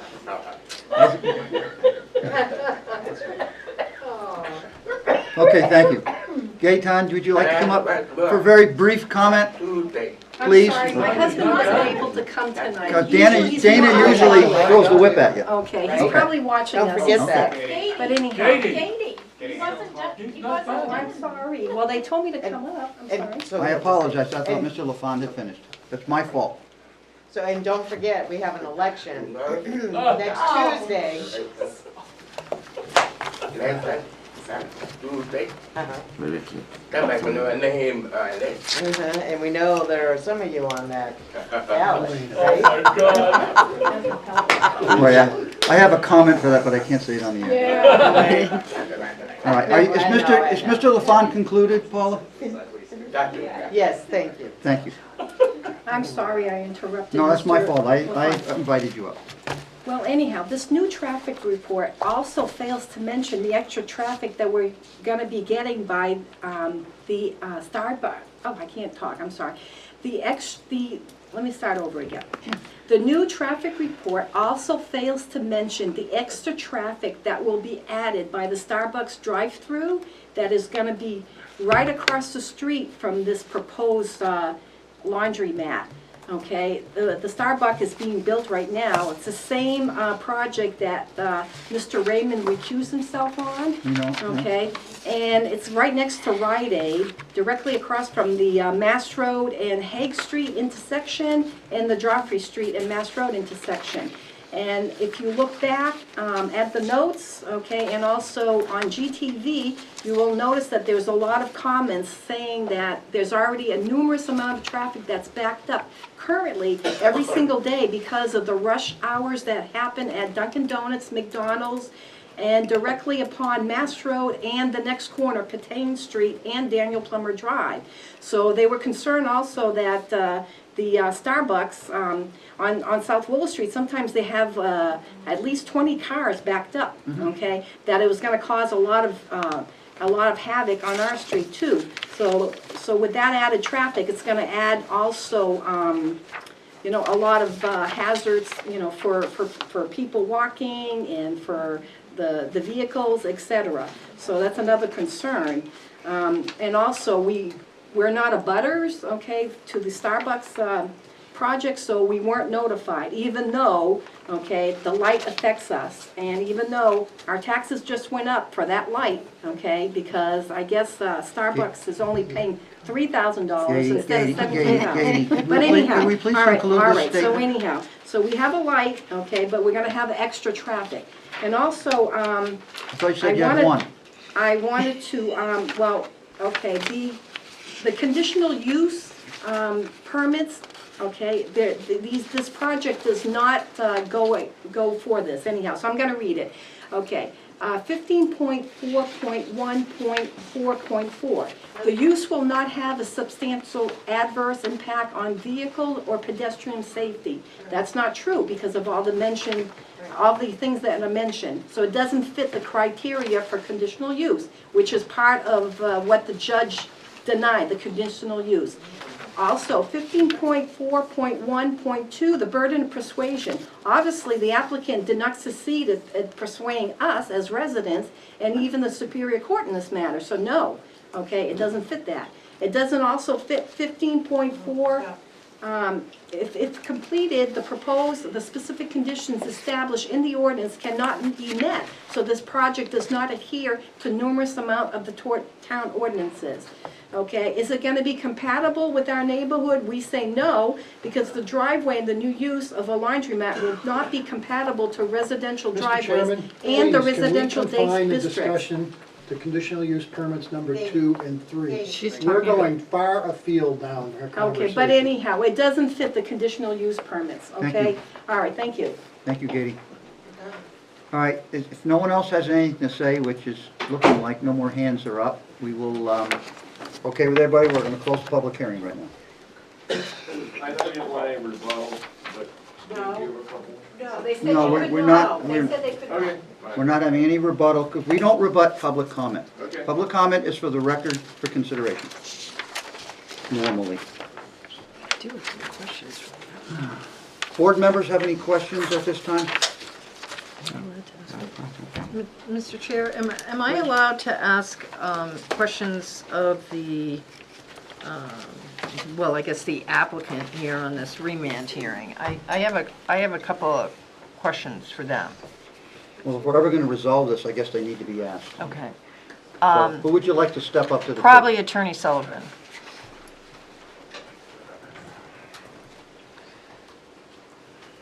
Attorney Sullivan, I'm trying to piece together the court's latest order, together with the initial order that, and both parties moved to reconsider, and essentially both parties lost on the reconsideration, as is the usual course of affairs. So I want to know whether you would agree with my conclusion that the pedestrian safety issue as to the conditional use permit was something that the court was focused on in connection with the overturning our approval. One of the points, if you look through the order, they kept saying pedestrian vehicle, pedestrian vehicle. It was tied, it wasn't one more than the other. But Which where they is focus likely on- due to the yes. fact that in our ordinance, you see pedestrian and Sure. vehicle together. Okay. I do not have a copy of your motion to reconsider in the packet. We just don't have it. So when I read the initial order that you reconsidered, it is apparent that as to these two CUPs, the court did stop its consideration of the CUP criteria at the fourth criteria as compared to going through all six. That is correct. That's why they made a point that they actually said that. So my question for you is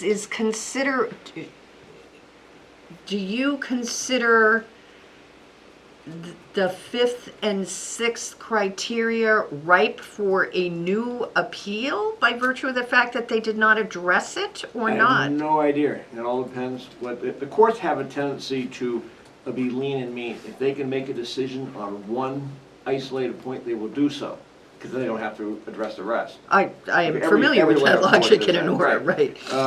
So I don't know. It may be a shoo-in. It may not be. He didn't consider it. That's what he said. He didn't consider it. So I guess I believe we met all the criteria, and the board discussed those. They're not as, I'm not going to use the word subjective, but they're more self-apparent than perhaps all this discussion about traffic and pedestrian vehicle safety, the last two points on the conditional use criteria, but the court did not consider them. And did you address that in your motion to reconsider, if you recall? No, the motion to reconsider, I didn't. You didn't? Okay. It wasn't before the court. Okay, thank you. No, Jim. Wanna let Jim go? Yes. I, Yeah, we can appeal on 5 and 6. the question, I think, I'm asking, maybe not to Attorney Sullivan, is the wording from the court is, the board's fine, it's the original order decision, which would be useful to have, Joanne. On the board's decision on CUP 2 and 3 is reversed, and the court remands the case back to the board to take appropriate action. So it looks like the court was reversing the entirety of the CUP granting, although it focused on, as Barbara pointed out, on the pedestrian safety. So presumably we have to make new findings on the entirety of the conditional use permits for 2 and 3. Now, do you concur with the applicant's statement that one of those conditional use permits is no longer required because it's an enter-only driveway? I do not, but we can debate that. I'm just asking that question because that's their position. I understand. Okay. If I may make an offer in this. Wait, I have one more member. I was just curious if there had been any consideration of doing a revised site plan to remove the driveway. To remove the driveway? There's no way else to get in there. Okay. So go ahead, Attorney Sullivan. I'm agreeing on one part what Jim is saying about the court's position, but they did say in that motion, I just gave you a copy to Joanne. If I may have that, I think I can read exactly what it says. I want to shorten this meeting, starting right now.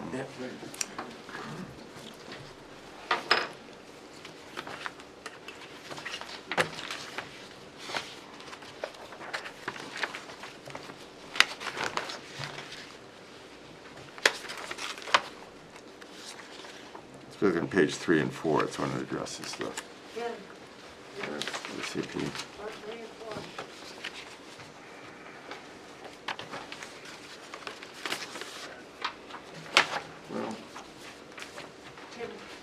Well, I suppose it could go either way, but I seem to recall, an order isn't necessarily a verbatim recitation of the discussion at the court. But he did address basically the traffic, vehicular and pedestrian study. But he also mentioned that he stopped right there. I agree with Jim, however, as I mentioned at the outset of this meeting, is that because the entire conditional use permits are reversed and remanded, arguably, all the counts of the conditional use permit are up for consideration. And if it wasn't, then we're just gonna recycle, if ever goes to appeal, which it probably will, be back again and again for the things that weren't considered. However, you have the facts from before and the facts from now you have enough information to address those other last 2 points. Phil? Thank you. Since we're talking about pedestrian safety, I guess my question... You're going to have to speak up for everybody. Since we're talking about pedestrian safety, I believe my question is to Mr. Perna. Is there going to be a long answer or a short answer, Phil? It should be a very short answer. Good. Well, Mr. Perna may respond. Okay, thank you. You didn't ask him how long the question was going to be. Well, it was brought up about people missing the right turn into that first driveway going into the car wash. My recollection of the plan is that there's signage where it enters the car wash. And my question is, with the elimination of the existing house, would that be a wash because people could also miss the driveway of the existing house? I think I have to clarify something. The house is staying there. It's just gonna be a laundromat. No, I understand, but if it stayed as the house, and Oh, somebody yes, was going yes, to yes. the house and they missed the driveway, they'd be going down the end. Would that be a wash? You're not using that term on purpose, are you? That's up to you. It was the second time, I will point out. All right. Could you please answer can you answer his question? I will answer to the best of my ability in a short manner. I find it inconceivable that this is going to be a daily problem. I go to my laundromat and I hit the driveway every single time. So if somebody errs and goes past it, you go down the end of the road, don't go on private property, and use the hammerhead turnaround to reverse direction. That would be the legal and safe way to do it. Okay. End Other of board answer. members? Well, the only thing I really got out of this whole night tonight is Mr. Purnaw's numbers are concluded from professional engineering standards and tables and charts. We have information from the public tonight that they actually did a physical traffic count on the road, which is much lower than the traffic study has been presented to us. Therefore, if you listen to their argument is that if there's only 54 cars a day and you're gonna add 20 to the mix, that's a 40-some% increase in traffic versus the larger number that's being presented in the traffic study, which makes it a smaller percentage. And I think that is a well-founded point that I think you applicants should consider before you come up with any final discussion here for this matter. And that's all I wanted to say on that matter. And I'm not asking for rebate or rebuttal, I'm just saying that it was a valid point, and I think it's worth thinking about. Can we ask Mr. Pernar then whether, if that variance between the engineering studies and the actual count is true, whether that changes his conclusion about the impact of this development on pedestrian and vehicle safety? Well, that would ask him to draw a conclusion without his normal data to rely on. No, he's a traffic expert. That's But you don't within have the any range of his- information as far as when the residents of that street, I don't know, what day of the I- week it was, what the weather I was. don't care if it was a Monday or a Sunday, they went to the trouble to do it, and I think it's worth recognizing, and I think the But board it has to may not be consider it. apples to apples. Well, that's why I think it's useful to have him say if his opinion would still Okay. be So valid. let's ask him for his opinion then, before David is recognized. Whether this road has 50 cars a day average or 100 cars a day average, my opinion is the same. Okay. And And David, by the did- way, a road that has less traffic, I think is a good thing, not a bad thing. I understand your statement, And if I came in front of this board and said that I predict that 21 residences are only gonna generate 54 trips, I'd be laughed out of here by any peer review engineer. Okay. Well, David, did you have something? Very similar. Your analysis of the existing condition of 194 per day at Mass Road level, would it be statistically unusual to have 54 on any particular day? Is that? It would be for single-family residences, yes, it would be. That sounds really low. And again, the number that I'm using for analysis purposes is a 24-hour count.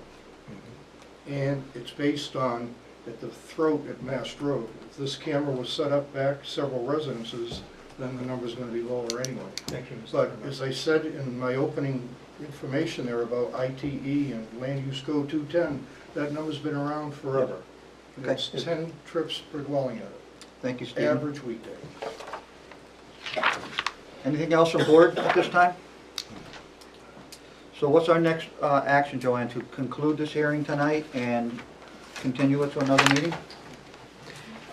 You can either conclude it and, close the public hearing, basically, Already and did. vote tonight, or you could continue it to a future meeting. I'm not making that call. I'm going to move that we continue the deliberation to give us an opportunity to review the extensive record that's been submitted, including extensive written material, in light of the testimony that's been given, so we can give it proper weight and consideration when we deliberate and decide this matter. You want to set a time frame for that? Well, can we do it? I don't know what the times are in the next meeting meetings. is the 13th, is that right? Joanne, how busy is the next? April 13th, there's nothing on the agenda at this Well, with time. the one tonight is being We continued will have to the one on 13th. there. We have that one being continued. If did they ask to be continued to 13th? Take Yes. this. Yes, okay, so the Yes, we 13th has one application right now. Okay.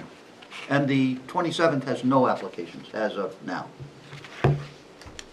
So if you'd like to set a date certain, Jim? I'm neutral. If people would like to have a fuller meeting, we do it on the 27th to discuss this. And that gives more time for everybody to review everything and look it over. And the holiday. I'll second that, but I have a question for Delayed. discussion. Well, that'll be part of this motion discussion. When we do our deliberation, will there be another public session for comment, Mr. Chair? Of course, if we're gonna have another No, deliberation. No, we don't have to open the public. This is solely for us to deliberate. Deliberate? Yeah, Okay, it's so there will not be a public hearing. We've closed the public That's hearing. the point I wanted to make. Thank you. Thank you. That doesn't sound right. If you're gonna have a public meeting and you're gonna continue this, you're gonna let the public also speak. We've accepted the public comment at this time, and we are going to deliberate at another meeting. We could deliberate tonight, and we can all be here till midnight. We'll make a bad decision based on somebody's opinion in the room, whether it's mine or Phil's or yours, because we're trying to push it through tonight. So the next meeting will be deliberation only. You'll be happy to attend if you'd like to be here, but we will not have public comment. The public comment portion of the meeting has been concluded. And the applicants are not going to be speaking at the next meeting either. No one's going to talk except board members. Tim, I'll make a motion if you're ready for one. Jim just Did you? made a motion to continue this until 4/27. Okay, I'll second that. Been seconded by Oh, Dave not the Pierce. 13th, the Oh, 30. 27th. So, having that motion been made and seconded, any discussion? You said the 27th, right? 27. All those in favor say aye. Aye. Opposed, abstentions? The discussion will be had on the 27th. Thank you. So good luck to anybody who's running for office, and I wish you all a happy Easter holiday. And We won't see you before then. I would appreciate if the folks that have been at this meeting would please take their meeting outside, or at least out of the hallway, because it Joanne, sort of will you echoes send into us here, this and we order, can't do please? business. It's critical. Yeah, I still don't have done my best, 3 different people. And How did you get it? Well, How Scott, did you why get don't you, could you You give, emailed this to me. Is that an email I today? don't know why I don't have it. I asked you, the other day on the phone, I asked you for the court's decision, and this is what you sent. That's what I sent you. And what's the heading on there? order? So next is Eversource? Just says order, right? Yeah, just it's says just, because order. it's the original order. It's not Yeah. order on plaintiffs, bloody blah, it's just order. Because Okay. this was pretty important. Can you just send it back to You me? you have to read them together. You can't be reading one without the other. Is It's, that the one you emailed us? I think I emailed everybody when I first got it. you may have. But then I, That's the one that I read, and that's the one I remember. It's lost in the mists of time and I, right now now. I don't have it either. All right, let's get this going. One quick thing back on that, should No. we see if HTA could review the newer submitted piece of the traffic report, since they reviewed it previously, the initial one? We think there would be any benefit to that? Does the I think board they see should any review anything that's being submitted to the record and decisions are made upon should be reviewed, Okay. my opinion. Okay, before we move forward with the next application, we had a formal request from map, map 5, lot 54 and 54-1 for a continuance to a date certain of April 13th. Still my last. Can I get a motion to the effect Make a motion. I'll make a motion. to continue? Second. To 4/13. And that's Kimberly and Hollis. Okay, all those in favor of granting the continuance for map 5, lot 54 and 54-1 until April 13th, say aye. Aye. Opposed, abstentions? I have correspondence relating to that from our Parks and Rec director that I'd like to hand out, just so that you have it in your file. For the one we're continuing now. Correct. Can you just get one of that?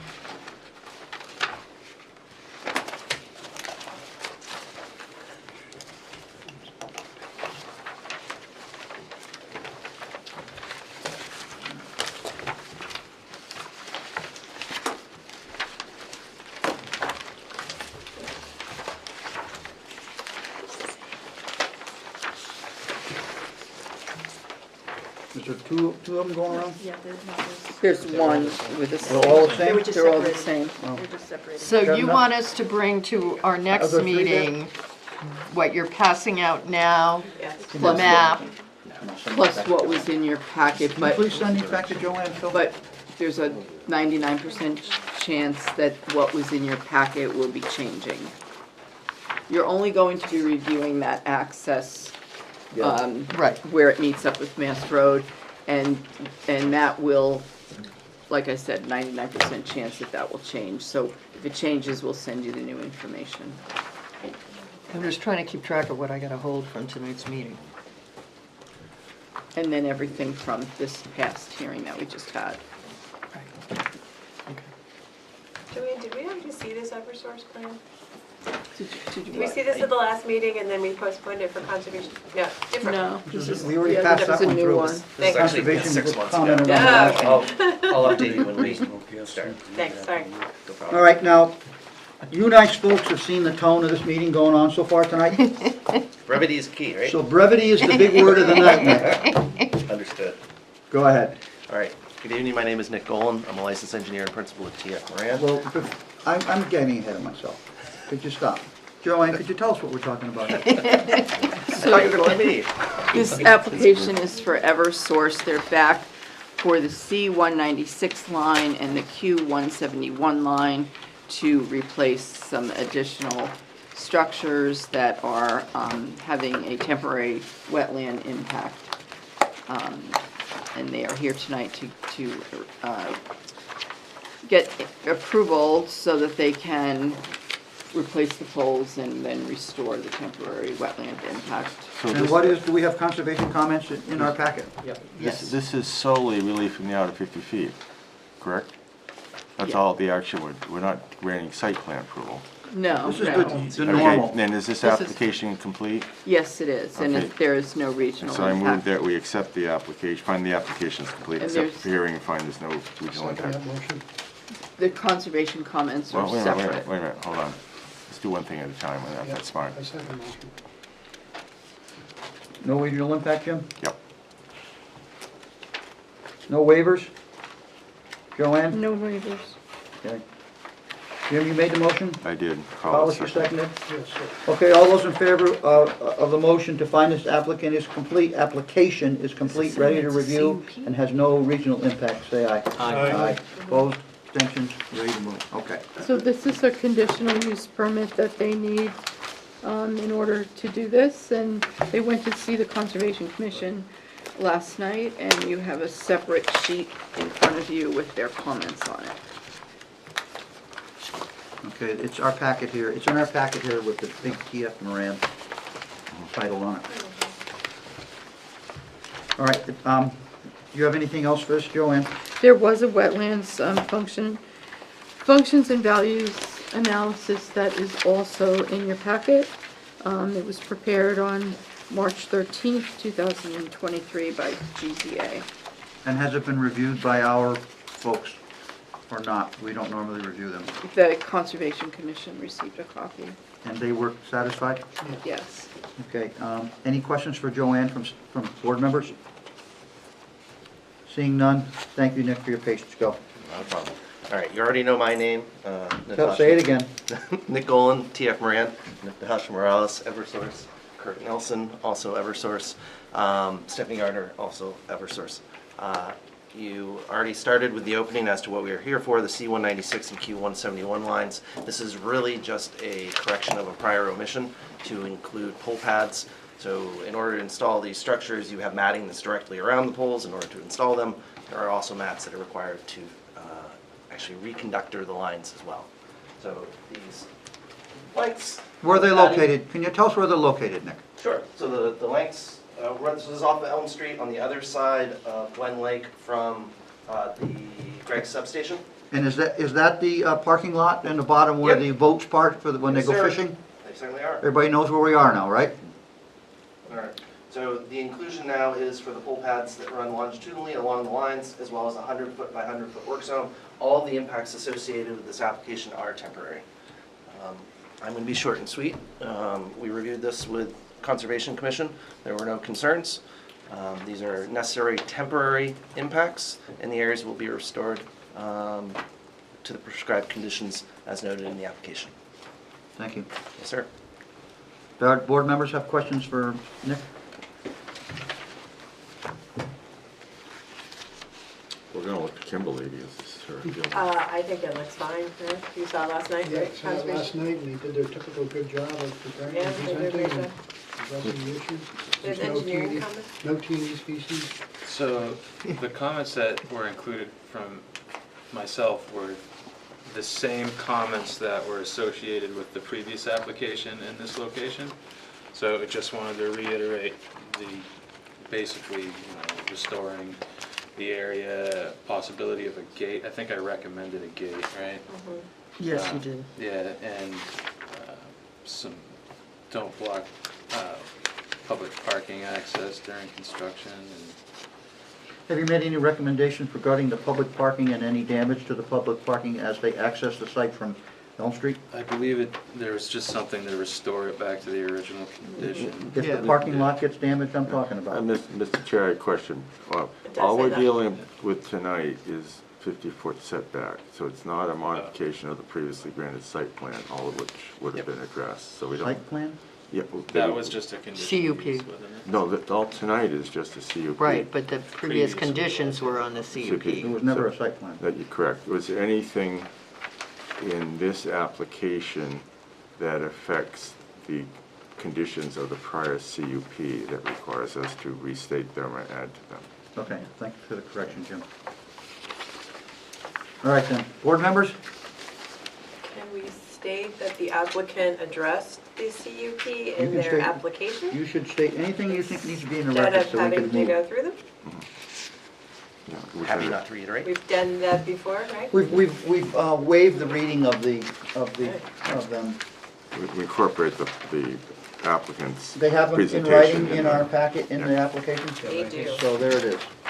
It's been addressed verbally and in writing. So we can waive the reading of the conditions for the applicant. So can we make a motion You have to make a motion to do the waiving of the reading. waive? Wait, We do? no, we don't. We don't? We make a motion to approve the conditional use permit as the information presented in the applicant's packet to address 15.4 point blah, blah, blah. You got those, Gail. Joanne, do we have to state the findings of fact? Yes. But first we have to open up for public comment. Oh, my bad.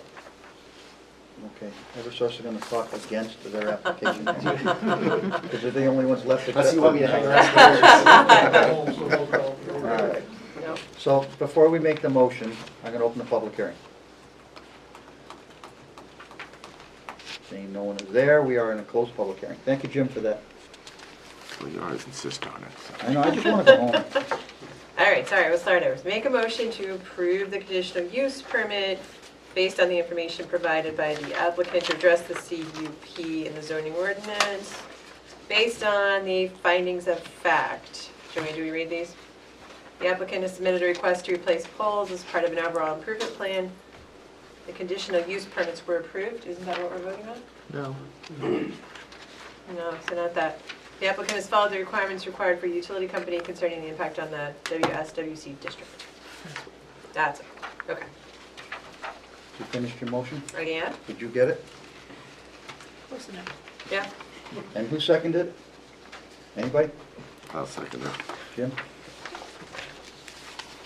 Any discussion on the motion? All those in favor say aye. Aye. Opposed, abstentions, thank you. Sorry you had to wait so long. Not a problem. Got to follow the process. Thank you for your time as always. Hey, Natasha, don't forget about a sound barrier job. We have materials coming in next week. Good, I'm glad to hear that, thank you. I noticed it's been plowed. It's a good sign. They sent in plows. They plowed all the snow off 3 times now, so I guess they've been wanting to get it done. Yeah, they're getting materials next week, and then we should have contractors, what, the week after? Yeah. You don't have to really go into it tonight, I just, as long as you didn't forget about me, because I didn't forget about you. Thank you. All right, we have one more application. We have map 33-17-17-1. Joanne? So these folks are here for a conceptual, And this is the property at map 33, lots 17 and 17-1, which was initially approved for a 3-lot subdivision on New Boston Road. There was a restriction to one of the lots that they could only build a single family versus a duplex. And they are here tonight to talk to the board about some changes that they'd like to make to that plan. Any board members have any questions for staff?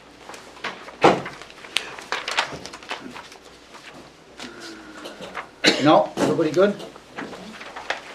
All right, so we're not accepting an application for conceptual review, so there's no motions to be made, Jim? That's correct. Thank you.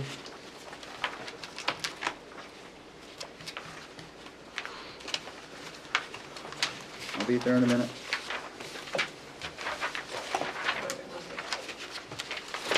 Okay.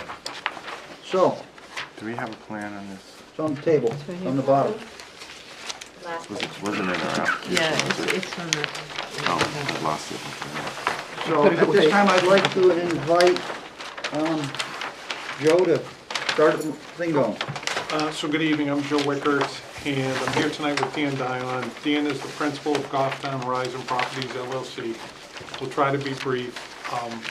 So basically, the planning board approved the 3-lot subdivision for Falcon Heights. I think Joe Boschman created these lots in '22. Property is zoned R1. In the residential one, 2-family dwellings are allowed by right. One of the approval conditions on the last year's approval was lot 17-1, or the most westerly lot that was nearest the brook, had a restriction on it that lot was limited to a single-family dwelling and not a 2-family dwelling. We talked to Joanne and Scott, we reviewed the minutes of the meeting, and you know, there was quite a bit of testimony. I believe the applicant came back, talked to this board about the same thing.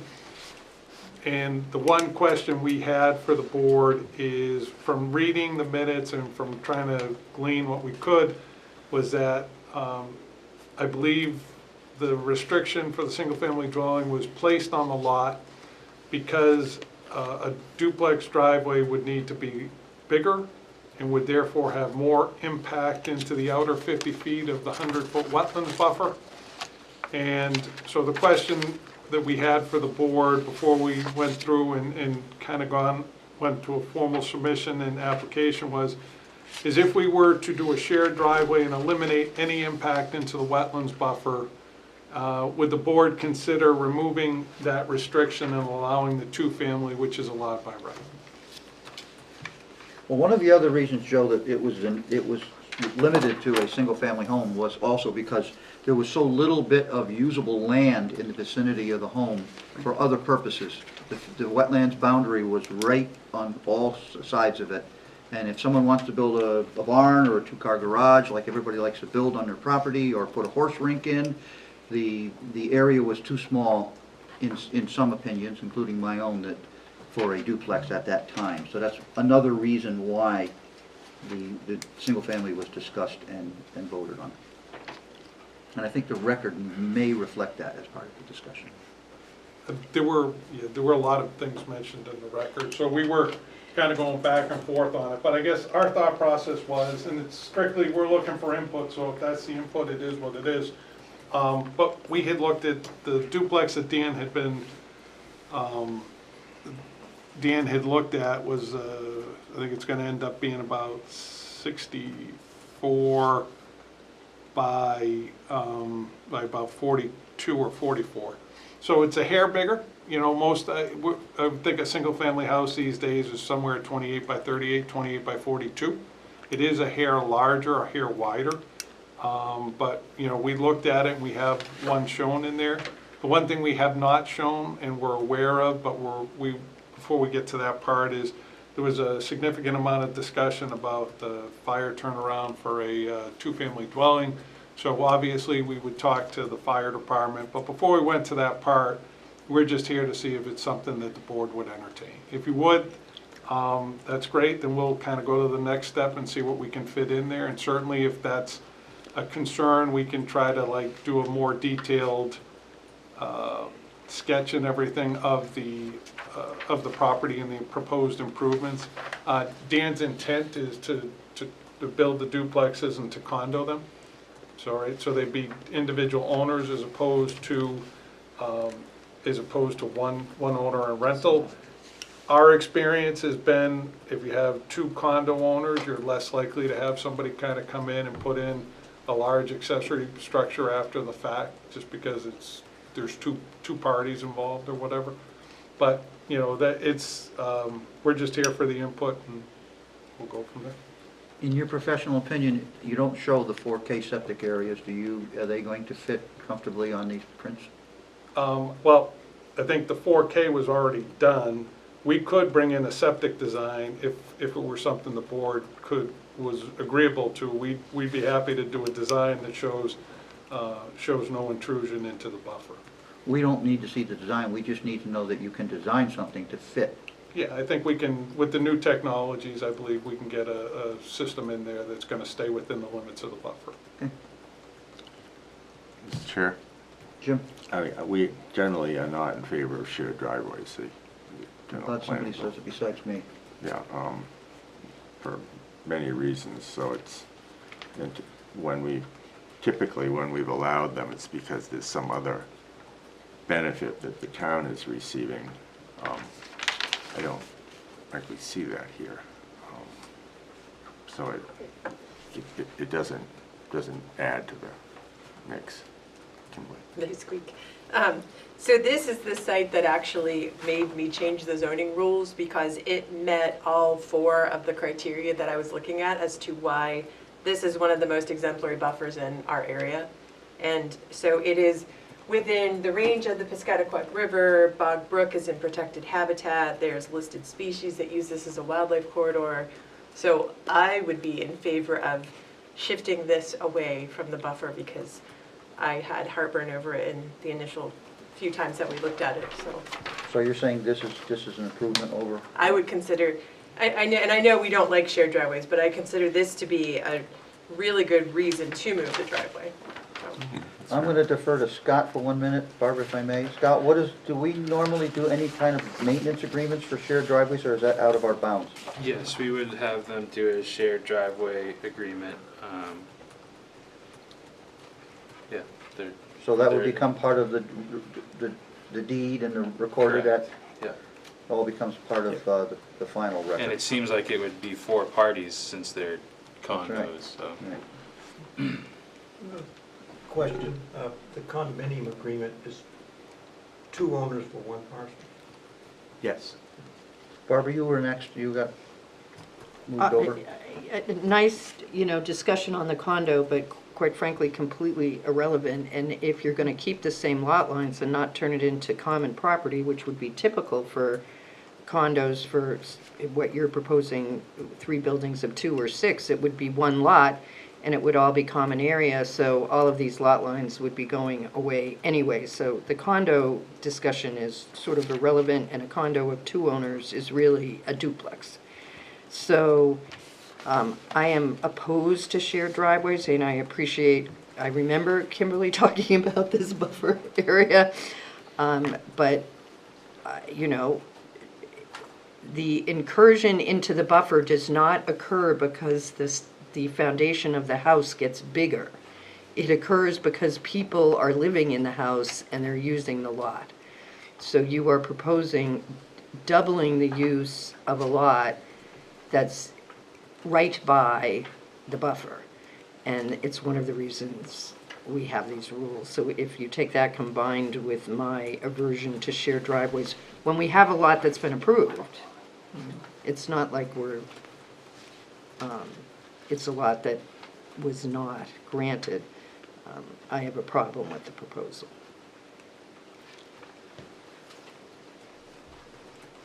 Other board members want to speak up?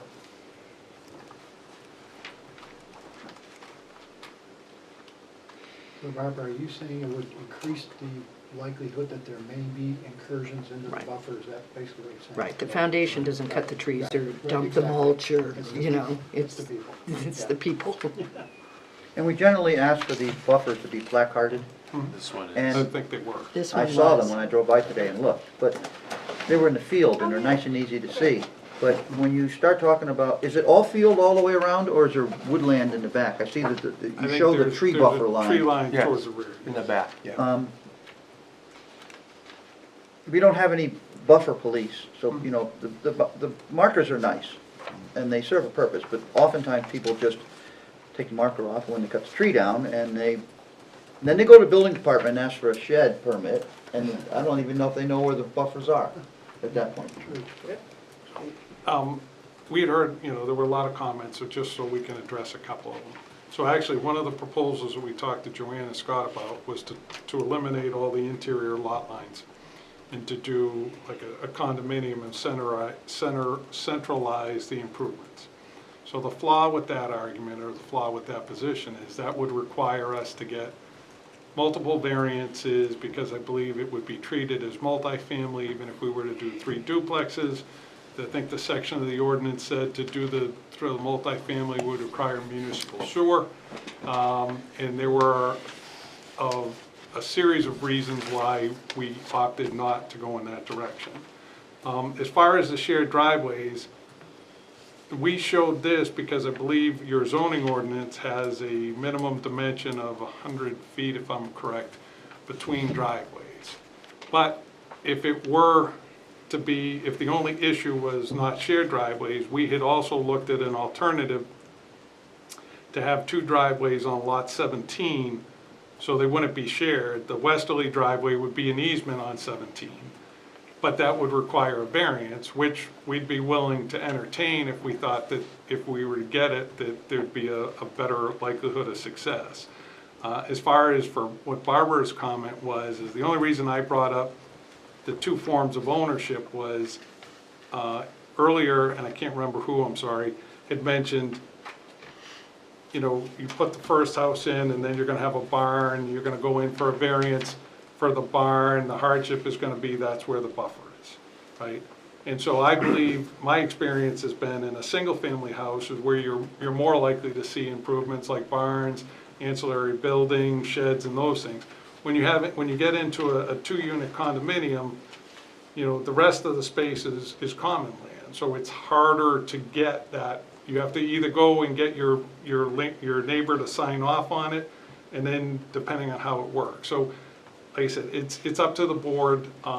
We're just looking for input. We thought it was worth asking. It does save the buffer. Would it make it? I understand the argument that there'd be 2 families instead of 1, but the hope would be is that we're definitely going to eliminate the right-offing, the intrusion into the buffer with the driveway, and hopefully, maybe we don't substantially reduce the odds of a further intrusion down the line, but I don't know if we increase it that much either, so. So what your proposal possibly would be, Joe, is to create an easement along the property line on 17, on the left side of the drawing we're looking at, and that would allow for a variance request for 2 driveways that are too close to other, and then you would, that's the route you would consider taking as well? If the board would say we'd support a duplex, if it is a separate driveway, we would entertain going to the zoning board and asking for a variance to have the driveways less than the required distance apart. Barbara? Aren't we sort of making the planning process backwards at that point? We're creating lots with an access that was allowed. Yeah, they already have a driveway to that lot. And then you're coming back to getting the access that you probably wouldn't have gotten when you created the lots. Because we probably would not have approved 3 lots where you had to do access to them. I mean, we've done it on some other cases, but do you see what I'm saying? It's sort of like you come in to do one thing and then you come back and, I don't know. It forces something else. Yeah. So typically, I might agree with you if we were asking for more density than what the ordinance allowed. But because this is zoned R1 and we're allowed 2-family, you know, Right. before we spent a ton of time and money on it, we didn't want to go for variance, propose something without hearing input. And if the input from the board is, you know, it stays single-family, then that's what it is. Though I do think your point about getting an agreement for two to do expansion as compared to one is interesting. Was it ever proposed to us from the first applicant to do another driveway with an easement? I don't remember that even being We proposed. didn't, that was the reason we're here. We didn't see it in the minutes. I saw it where he came back afterwards and asked you to eliminate the restriction, but it didn't seem to be based on a proposal to eliminate the buffer intrusion. No, it was, No, I don't believe that conversation ever happened at this table. well, the question for us is, on Kimberly's point, is to have, Is the trade-off. what's the trade-off? And fewer curb cuts, Right. shared driveway for a small area, pull it away from the wetlands, is that, but with a duplex, is that a trade-off that we'd consider? The shared driveway is for 80 feet. The shared driveway is for when it needs to be paved and one party doesn't want to pay for paving. That's when the problem comes up. Which is why, as a duplex, you're bound to that particular driveway as under your ownership agreement. But now you got 4 residences servicing a single driveway. And my opinion is that a separate driveway on an easement would be less trouble even if they had to go for a variance. And it gets it out of the wetlands. Can I just ask a question? Go right ahead. That comes up a lot. So this board doesn't like shared driveways, I take it? It's in the ordinance, we know. But it's in the ordinance Yeah. that they can do a shared driveway. So I don't think just because you don't like a shared driveway doesn't mean they can't do a shared driveway. I understand that, but there was a proposal for development of these lots, and we have approved buildable lots with restrictions, and they're just asking for a trade-off on restrictions, and I'm simply not, I personally don't think the trade-off is to the town's benefit. And to address what Tim had just stated, we always, I mean, we don't have that many shared driveways, but when we do, we always ask for the maintenance agreement between both parties. So- I understand that, but I need to tell you that I think that takes us into a route on shared driveways that we won't do on anything else on private property. And I don't understand it, and I will think about it tomorrow morning when I drive by the house across from the Irving station that has the chain across what was approved as the shared driveway. No, I know Is that in but the development reg or the it's- zoning It's reg? over and over again, and I keep thinking like, Which it's in the book is that? development, right? Development. So it's not- I'm not hearing a groundswell of support. That's what I'm not hearing. Yeah, it's not a groundswell of opposition, we're just. I'm sure you know what you bought when you bought it. Yep, we're not arguing that. We spent time going through it and looking at the whole thing, and it's, when we talked to Joanne and Scott, it was, that hadn't been thought about, that hadn't been proposed, which is the reason we're here, right? So this was a relatively easy lift, and it would seem like if we go forward, we're sort of at our own risk, and, we have to make that determination. Well, Mr. Chairs, I do find some merit in this, because as a member of the Regional Planning Commission, I repeatedly hear briefings about the shortage of housing in New Hampshire. Oh, I didn't want to go there. I know, but go there. this is, every residential unit counts. And the Housing Appeals Board would, if we said something different, they'd just turn this page right over and say, give them what they want.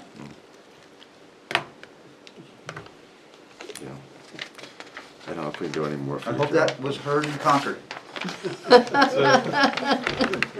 And I'm not up for election, so don't threaten me with my seat. They can have my seat if they wish. I wanted to say, put my name on that list because I don't want to run it. So that's why I held my comment at the meeting earlier. But now they've heard it, because it's on TV. Okay, folks. How do we want to do this? Do we want to have a hand vote? Do you want to have just a voice consensus around the I don't think room? we need to. I mean, Joe's been around the block. He can read a Joe board. knows his stuff. Yeah, of all people, he's good at this. He can read it. And it's not a formal application that we act on, so. Nope. No, So you're not seeing a groundswell of support for your change, Joe? okay. All right, we appreciate your comments. Well, sorry you had to wait so long for this. We apologize for that. Thank you. I tried to move the meeting along as best I could, you probably heard. It's always good to see you, Joe. Thank you, guys, for coming in. Okay, we have minutes from March 9th to discuss. I do For, like Joe as a surveyor. I do like Joe. He's my favorite. Not there. I mean, you can abstain. That's a good job. He's very even cute. Do I have anybody interested in talking about the minutes from March the 9th? Phil made a motion to approve. Second. Phil Devanza and Collis Adams. Anybody have any changes or corrections for the minutes? Seeing none? Wait, I had a. You were talking to the board over there. Oh. The other board. I look on page 3. We're talking important things. Jim Raymond made a motion to find this is a non-material change. The proper English or grammatical reference would be, what is the antecedent of the indefinite pronoun this? What is this what? If you could explain what you just said, maybe I could vote on it. Jim Raymond made a motion to find this is a non-material Oh, change. I understand, it's the wording. What is the this that we, I can't figure it out from the text. You're the one that said it. No, well, I said something, but Gail, you're supposed to put in the. Can you the noun. insert, can you please insert the proper word in your? I have no idea what we were talking What was about. it, what was the subject? This. This. Well, what were we, what application were we on? Well, this- Were we talking about the letter of credit for the There was a letter of credit, landscaping? Yes. Yes, And then the field change and amended landscape plan, yeah. and You made a motion for a non-material what change to is the it land, that- you what made is a it- motion for the non-material change for the landscaping plan for safety reasons. yeah, but what was the change? It was in a landscape plan.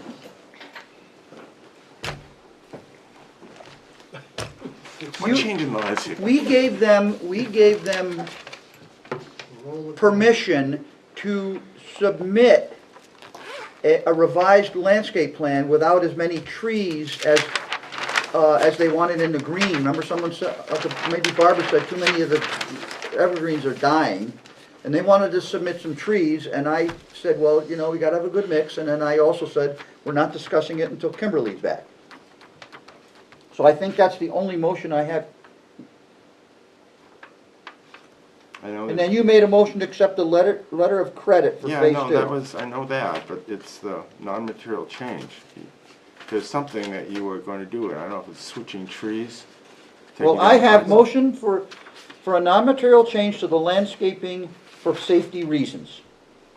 Was that because Scott moved a couple of trees? Yeah, maybe that's what it was. I asked them to move a couple trees and they had. See there, there it Okay, is. why don't we put a motion to find that the moving of the couple of trees as recommended by Scott was not. You all laughed at me about my little book. Yeah, No, it's- I like we it. rely on, you gotta have something in there to give us some Okay, textual reference. I let you put a sign in my lawn, be nice. Okay, so is that corrected to your satisfaction? This is revised landscaping plan concerning. Not landscaping plan, landscaping. There was no plan in The there. Landscaping. Right, they don't have to do a landscaping plan. concerning 2 trees. Yes, Right. thank you. Because she said she moved them, and they didn't show up, they were shown That's okay. differently on the site as they were on the landscaping Yeah. plan. Okay, so that takes care of that. So does that satisfy your motion, your It does, thank change, you. Jim? Sign All right, off there's a on the motion to, It's a big one, too. I gotta get to the right page here. If I- Those trees better live To accept the forever. minutes as amended by Jim Raymond. All those in favor say aye. Aye, opposed, abstained, okay, good. Abstain. I abstain. One abstention. All right, Joanne, we also have a copy of the February 14th minutes of the Senate Commerce Committee. Okay, everybody, I just sent those to you. everybody for should take that home and informational read that in the morning when purposes. you're... Yeah. We also have letters from Gaetan Benner regarding the laundromat court remanded, which we have in our Which Our were the packets. packets when we looked at it. And you have election of officers. And we cannot that have an follow election the of officers election. unless we want to... Well, we No, had we- it on there from the last I meeting. understand that. We should wait till after And the then the election. election got continued, so we Because based just on what left we it heard there. tonight, some of us might not be Yeah. here. So Right. You've been listed. Don't dang. You're on the list. I can retire. That was awesome. Did anybody catch the hand sign? I love that. This is more fun than Did you catch the hand sign? Yeah, I I'll didn't tell you see about it. it later. Okay. I heard you say it. Do we but I didn't have see it. any other business tonight, Joanne? You look like you're ready to go home. I'm tired. It's been a Okay, long motion to week. adjourn? I'll second. Tomorrow's another busy day. Joanne, who buys these funny paper clips? They're cracking me up. I don't know. So you're gonna set up that court Did I order. want I to will. adjourn? I made a note to. I thought I had something I was gonna And I bring made a up. note to get it from you. I ride around town seeing stuff. Oh and I- my goodness. Move to the floor. What, you're moving the question? Yes. No, I refuse to allow that. Okay, motion to adjourn. All those in favor say aye. Aye. Opposed, abstentions. Thank you all for tonight. Close the hand sanitizer.